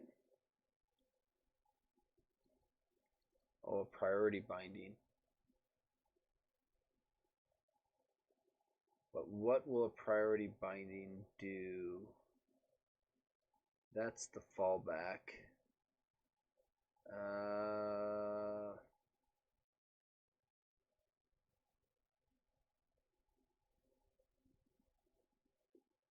Yeah, I really just want it to fall back gracefully. I just want you to fall back gracefully.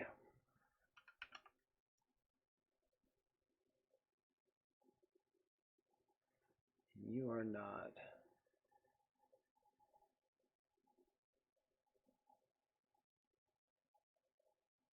So let's see. So what is the easiest way to go about dealing with this?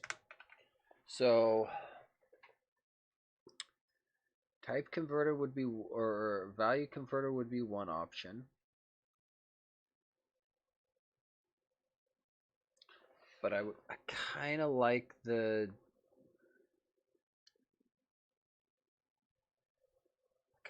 power of this thing. Okay, so here's what we're gonna do. We're gonna try this for a minute. Data trigger value equals 0. All right, and then we will do data trigger binding priority binding. I don't know if this is actually going to play nice with the other children, so we'll see how this goes. Because I can see this blowing up in spectacular ways. Let's see, self-close that beast. Okay, yeah, I understand. You're confused. Let's see, that needs commas.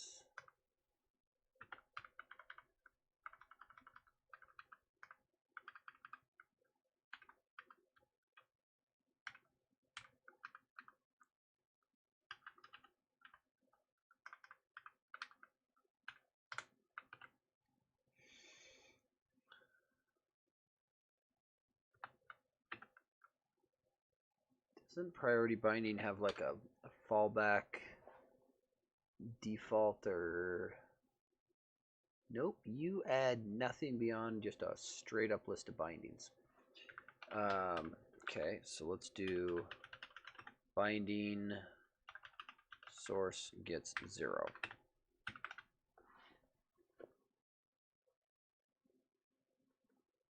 Hard-coded fallback, right?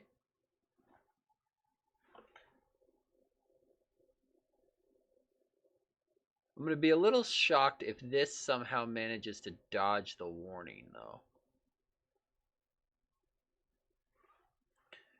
Well, the proof is in the pudding. Wow. Look at that. Huh. Okay. Turn all the things back on and let's see how it works. Because then the last thing to do that I wanted to check is what this does if I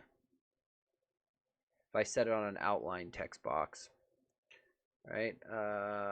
Let's see. So that ended up actually working. So because there's the filled, because we still are supporting the old style that is not filled or outlined. They got rid of it in the latest version of the spec, but I haven't whacked it from the library because there's not a huge point. I don't know how I feel about changing the default, but I want to see how this one lines up. I assume because our helper text is not getting bugged up that it's probably going to work just fine, but let's check.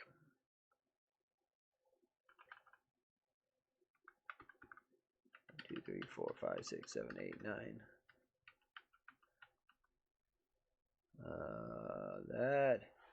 That's not a good sign.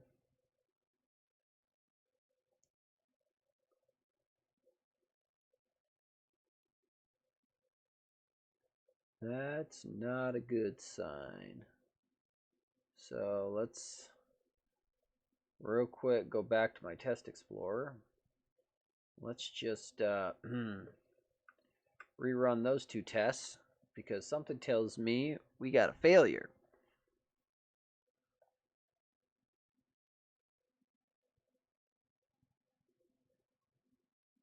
What a shock. So there is a failure.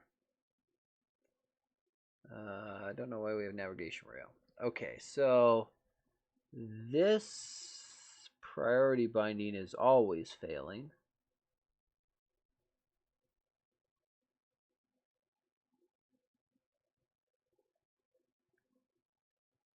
Why is this failing?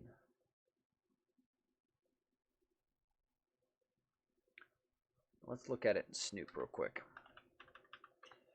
Let's look at it in Snoop. I do not understand why you are failing. I would have still expected that first binding to work. We didn't really change anything about it.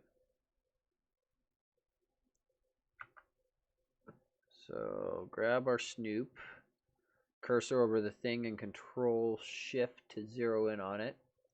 But we are looking for not this, not this, not this. Let's see here. We're outside the adorner decorator. Helper wrapper grid. Let's see. So this guy here is actually living on. So if I look at the character counter text blocks, I'm guessing visibility is set. No, he is visible. So he's visible, he's just not getting any content. Did we not apply our style, or did we? No, the style. So he is visible. So the first trigger is working as we expect. I guess the style property is the next one to check.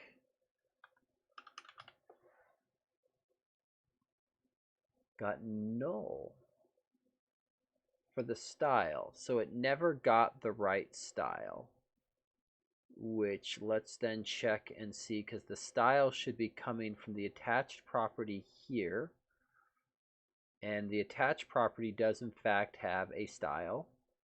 The key is what we would expect. So somehow the parent template trigger set this to not a thingy. That is interesting. I thought we had already seen it work, but maybe I am crazy.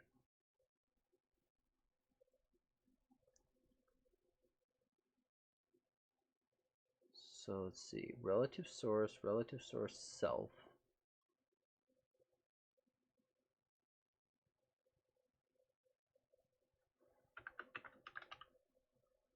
Templated parent.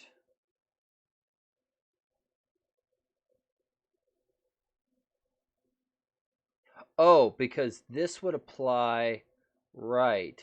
This isn't going to work either. Well, hold on. This will work because this binding is being evaluated in the context of the text box, because this is part of the text box's controls, templates, triggers. This binding is a binding that gets applied to this text block, which means it needs to look up. It can't just look at itself. That's why. So it's the thing was applying. It was looking at itself, looking for this attached property. It's not declared there. It's declared back up on the templated parent, i.e. the text box was getting null. Okay. World makes sense as long as this works. Please work. I would like my world to make sense.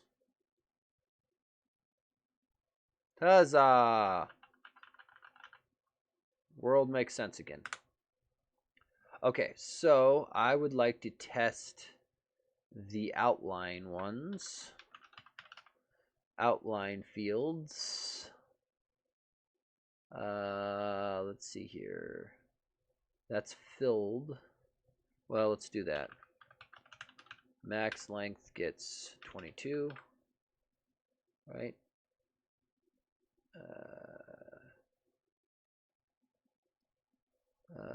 Let's see. Max length gets 33. All right, just so we can see them both get set. So there's your 22 there. That is interesting that it is shifted out. Same with the 33. I'm going to refresh and just make sure that that isn't an artifact of hot reload, because that seems odd that it was able to shift that far to the right.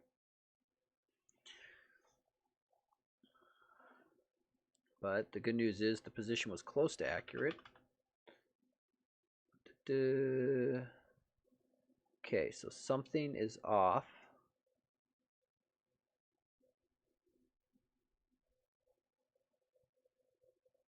On the outline one, it's a little problematic in that this thing is causing it to jump a little. I assume the helper text would do the same thing on this.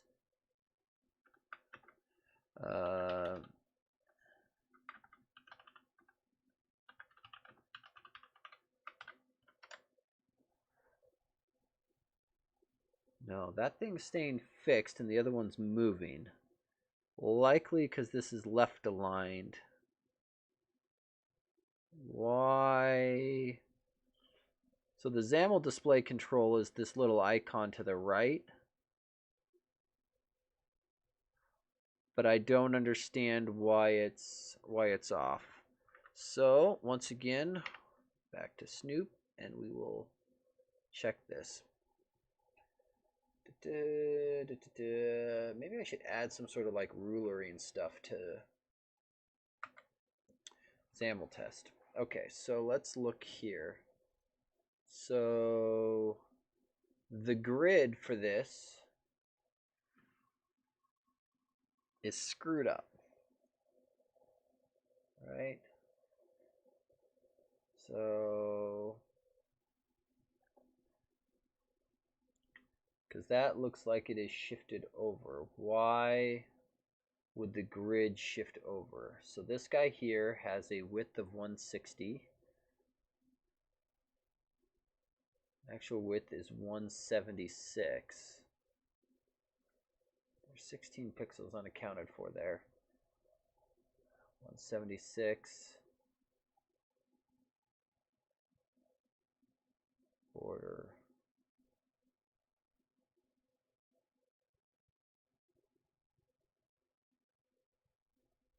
Interesting. Let's go back and look at this. I thought that that guy was bound.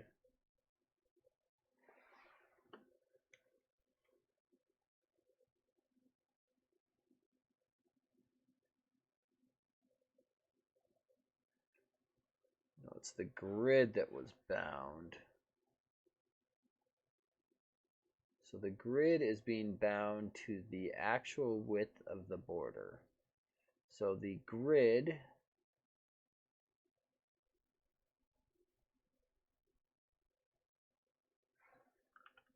just out of curiosity, if this got set to 176,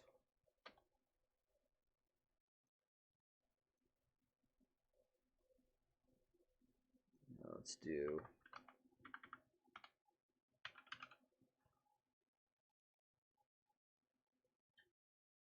height gets 1.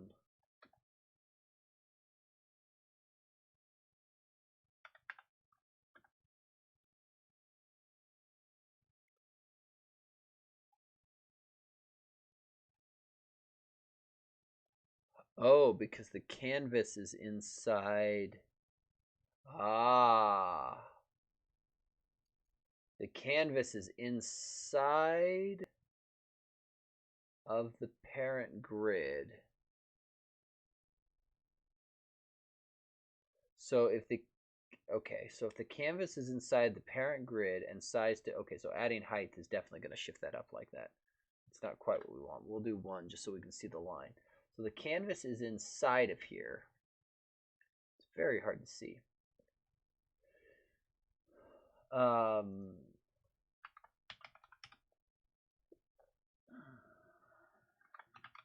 Let's just check the margins and make sure it's not something stupid. Oh, there is a margin shifting that over by 16.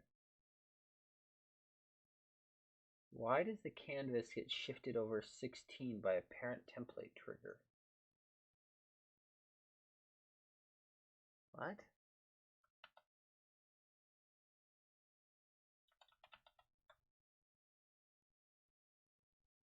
To account for that?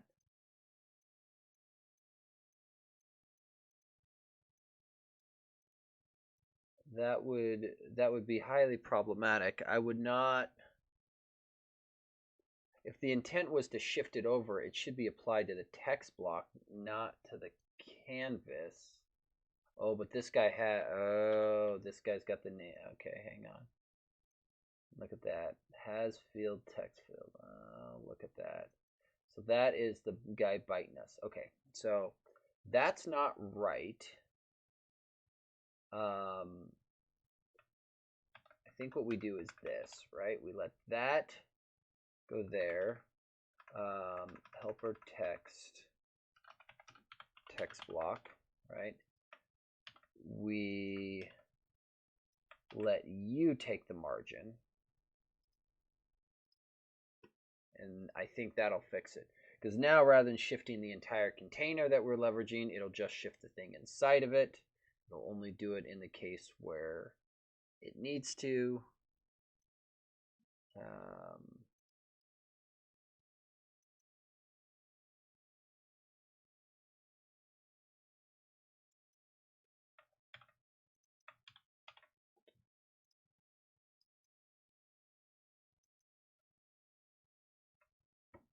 Okay. I think that'll work. I think that'll work a little bit nicer.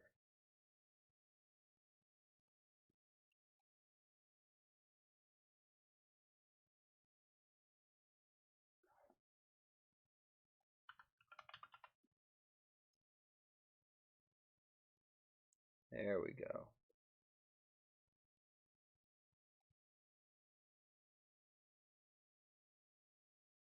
I just don't like when this thing gets bigger, it's causing that thing to shift. And I'd really prefer it not to do that. because I believe this guy is the one doing that. I believe that's who's targeting it. Border.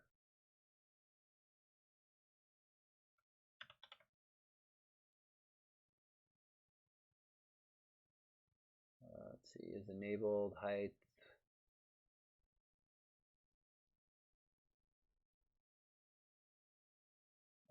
That's not it.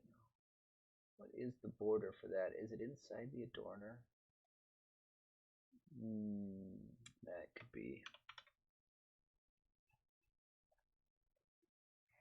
That could be. So it's not the is enabled.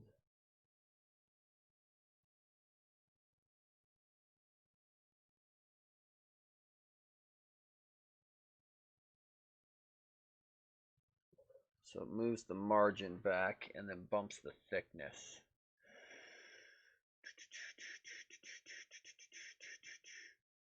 I think what we do here is we'll just compensate and also adjust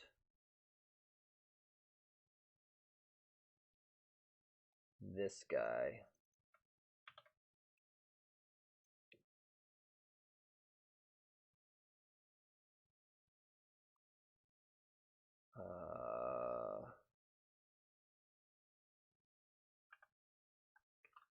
X name footer grid. So if we go down here, where did it go? Where did the -1 on that?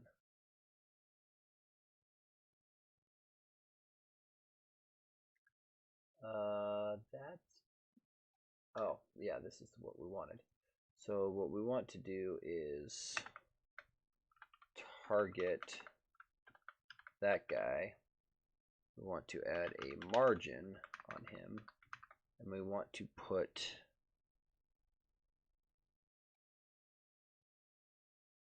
I think we want we'll see. I think we just want it on the right, because I think the auto sizing of the grid will handle the text on the left, but we will see.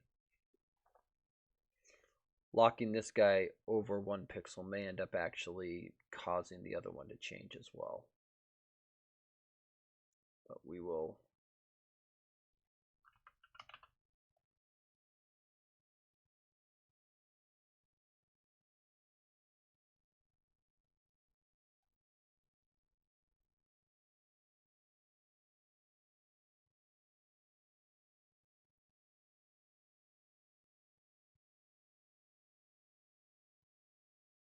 Actually, you know what? I wonder what is inside of this border.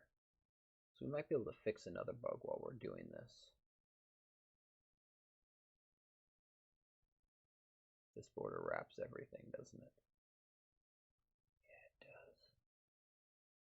Dang. I was hoping it didn't wrap anything.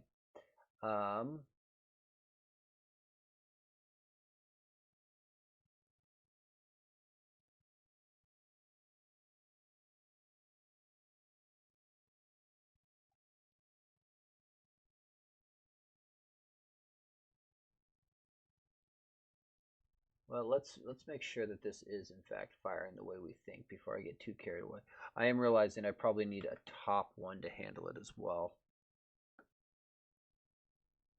So if we go here, we should watch the margin property. We should see it toggle. It's not. So we're hitting a different trigger.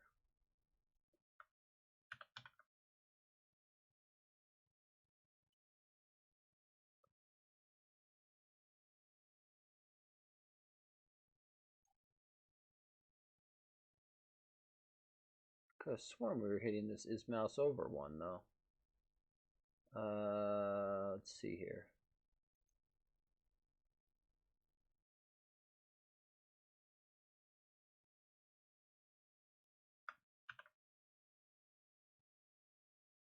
Because if we look at the border in question, right?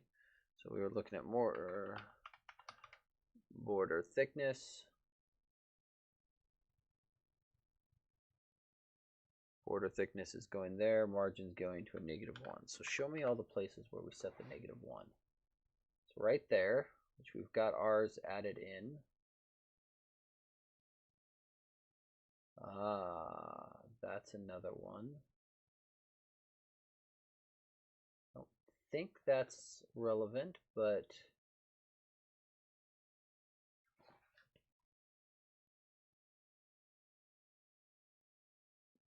again, I don't think it's relevant.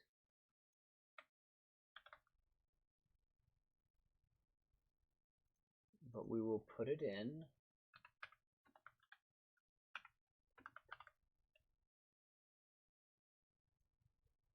Because one of these triggers is firing, and I don't know which.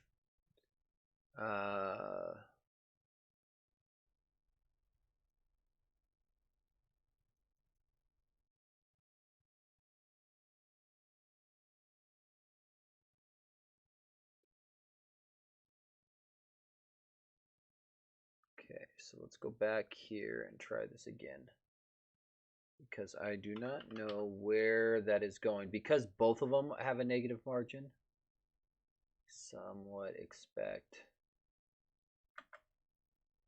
So let's come down here. We'll look at this guy. Okay, so outline text box, yada, yada, yada. We're interested in watching this guy. We want to see his margin property change. It's not. But yet, if I look at the border inside of my adorner, I look at, say, border thickness, I see that there is a parent template trigger that is firing and clearly setting him. So the parent template trigger is firing.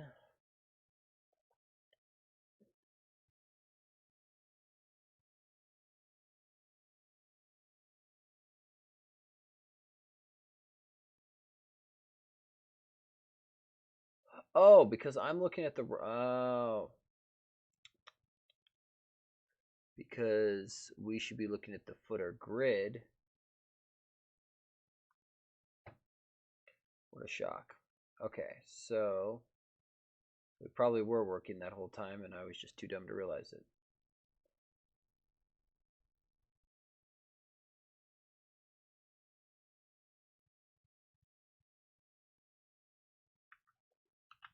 Okay, so let's do magnifier. It's going to get big.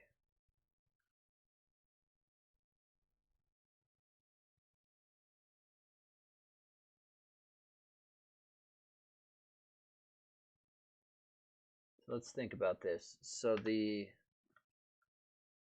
where is magnifier? Die. The -1 is the adding of the margin of 1 is likely insufficient. Go back to the mouse over 1. Because this thing is backing out effectively 2 on each side. So it goes from a 0 margin to a -1. Right? I'm guessing that's...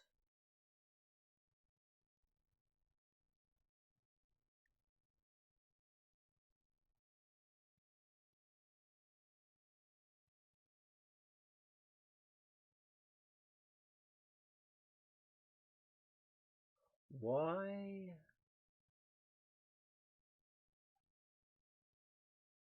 I'm kind of wondering if a better solution would be to just allocate that space up front rather than toggling the margin here, because that's a constant pain point.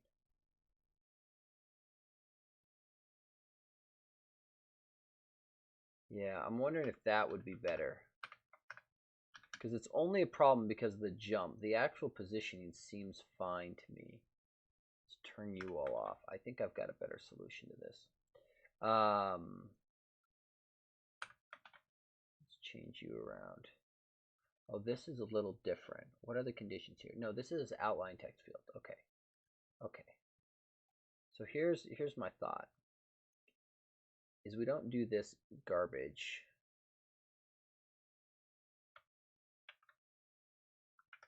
Here. We move this up. We do it up here. Right? So I go here and I go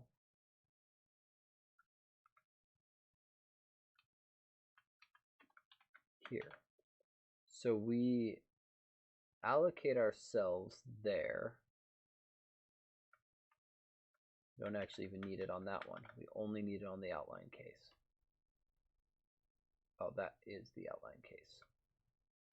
We take you, we go here, and then we don't do it on,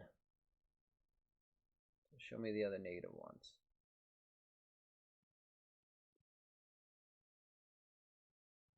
Yeah, because that has outline, text field is true. We do it there. That's the only place we do it. So if you go to the outline text field, we'll allocate the space preemptively. And then everything should just position itself correctly. That's the theory.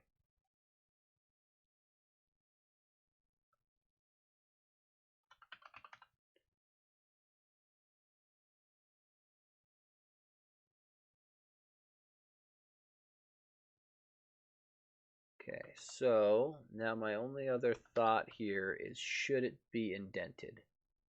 Probably should be. So I think what we need to do is where we were pushing that thing in by 16,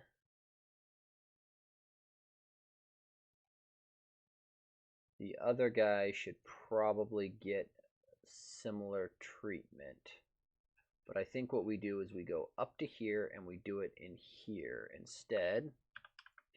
And we set a margin on this guy. Again, by doing it here, it lets somebody override it if they really want to do something funky. So 0.0. Let's see, 16, 0. All right, so that'll shift all of them in by that amount.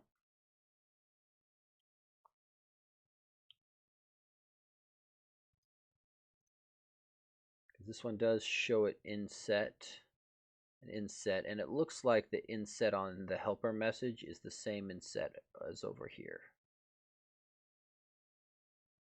I would suspect.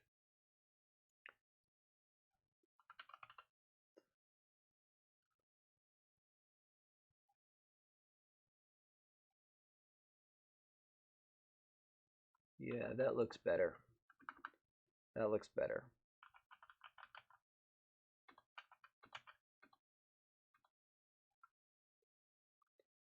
Well, that's fun. Down arrow adds 2 to the character count. I'm guessing that's carriage return line feed. That'll be fun. Okay, so that goes there. That goes there. That goes there. And I think that ends it. Let's close this down. I believe what we're going to do is change up. So a few of these demo bits we're not going to keep. So comment text box, discarding that one. We're discarding that one, and we're discarding that one. Okay, text box tests. We got a couple tests there. And we've got a character count text block, which adds that in, cleans all of that up. We should get rid of that line. That doesn't make sense. 339.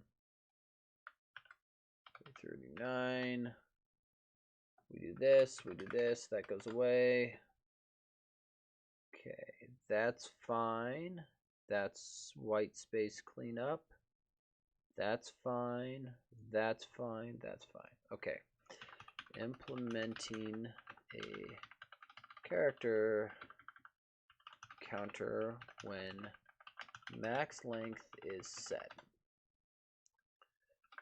This replaces boom, boom, boom. the draft PR here. So 1607. Let's go back here. This replaces 1607. And was that resolving something? Doesn't look like there was a bug for it. That was probably just something we talked about. Okay, stage all changes. Commit. We're on a branch. Perfect. Push. Yeah, sure. Push. And then we will pull request that guy in, and then that will wrap up the 4.0 release. So I will probably put something out on the chat room and let people know that that this is a new thing coming. Let's see, sorry, just getting my label set. Milestone 4.0, all that stuff. Create pull request. Then I'm going to go back to the other one.